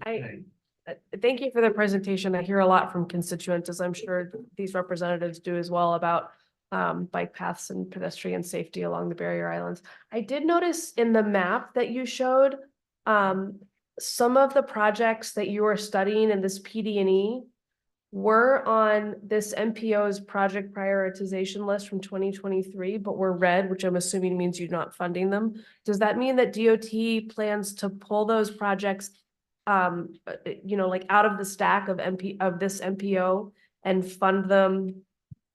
Are you talking about, can you show the slides, please? I just want to make sure I'm understanding. Are you talking about this map here? This is the Sun Trail segment. So what this means is the red are the proposed or, unfunded portions of the Sun Trail network, and the green is what is existing. Sorry, no, it was back when you showed the full This scope. one? Yes. So I mean, maybe I'm mismatching lists of priorities, but Yeah, no, I didn't go over any other projects that we you are. didn't name any roads, but I know them based on the colors. Okay. Well, I think the question is, what's the funding Sure. source? Sure, right? yeah, in the idea, yeah. And are they being elevated, right? Yeah. So like if this board is not, if they're red on this board and they have a Yeah. low score, Correct. are they jumping the line But because? they can potentially okay, can answer this too, is that any project that's on that list, depending on if this is raising to the level of this being a priority and they're doing a PD&E and evaluation, yes, the idea is that they will be evaluated within this existing corridor and then applied moving forward. So the recommendations that they make, right, this is mainly related to complete streets efforts, so not capacity or anything like that. But, yeah, so we're not looking at that from that capacity. This is mainly evaluating bike ped facilities, comfort, moving in and off the island. So anything that's related to that we could then help fund. I mean, this is an MPO funded PD&E, where this is using our discretionary funds, even though it is on a state facility, to fund this PD&E. That will continue to be elevated and evaluated. So if the recommendations out of this, if they're consistent with our plans, then they can certainly be funded and move forward. I would add that, I understand your question now, sorry. Okay, so I would add that we will be coordinating with, MCAT. The goal of the project is, again, not for capacity or necessarily congestion, but we understand the congestion, and the goal is to make folks feel comfortable riding and biking along this island. I visit it once a year for a week with my friends and family, so I know it well.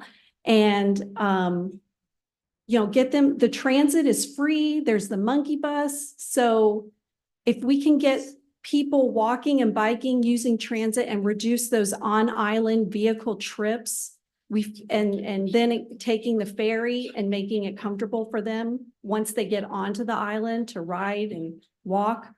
Hopefully we can make an effort in reducing congestion. Mr. Chair. Yes, sir. If I may, like to respond to Representative's question. So a few years ago, we've done the Barrier Island traffic study, right? So there's several recommendations that came out of it, which translated into the list of priority projects that the MPO adopted. And this PD&E study is the first step of making the complete streets improvements, which came out of the recommendation of the Barrier Island traffic study. Because if you look at the department's process for any project implementation, the project development planning is the first step, which is a traffic study did that. And then project development is the next step. which lays the foundation for what type of engineering solution comes out, which goes into design. So that would be the next step. So this is kind of like the first step to making the MPO priority a reality. It's going to take a few years to get there, but project development is the first step. So. Okay, sorry. So I'm gonna answer my own question. So what this PD&E, the recommended projects that come out of this PD&E will be added to the MPO list, and you'll rack and stack them and score them, and then you all will vote whether to fund them or not. Yes, and cooperate with DOT and balancing within the regional priorities. We never have enough money to fund everything. So out of the Barrier Island traffic study, there were something like 60 some odd recommendations.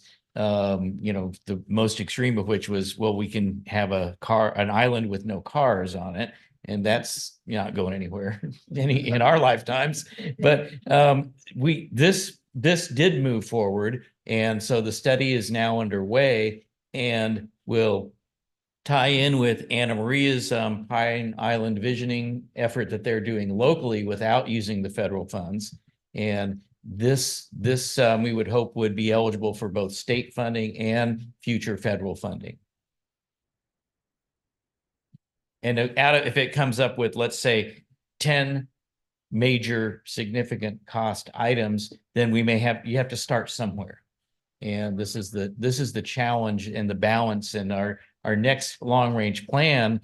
We're actually, our revenue projections are reduced from the 2045 plan. So our cost feasible plan, or what we anticipate actually being able to do, might be a shorter list. That does not mean we'll have a shorter list of needs, but it means that as either new funding sources come in or opportunities for partnerships happen, then we will be looking to leverage those. So basically you're saying if the state would give us more money. We'll take all the bridges we can get, and bridges are really important down here. No, and again, I think the majority of us in this room know what's happening in our state and why, and we agree with it. But sometimes then it does flow down while some of these projects take longer because they're not able to be funded. And locally, they can't fund them. So, all right. So moving on, we're getting deep in the woods there. Member comments. Anyone have any comments? I would just like to bring Mr. Perry up to the podium to introduce our staff that we have, which has changed in the city of Bradenton. Today, we realize that we're not growing as fast as all the rest of you, but we're growing with the traffic and the congestion. So we've done a great job at bringing up. And if you could just introduce the staff. Sure. Quick. Real quick, you bet. Yeah. Appreciate it, Mayor and Board. It's great to be here with you. I'm Rob Perry. I'm the city administrator for the city of Bradenton. We've heard a lot about our congestion problems and other issues there, which you've had the probably opportunity to experience at some time or another.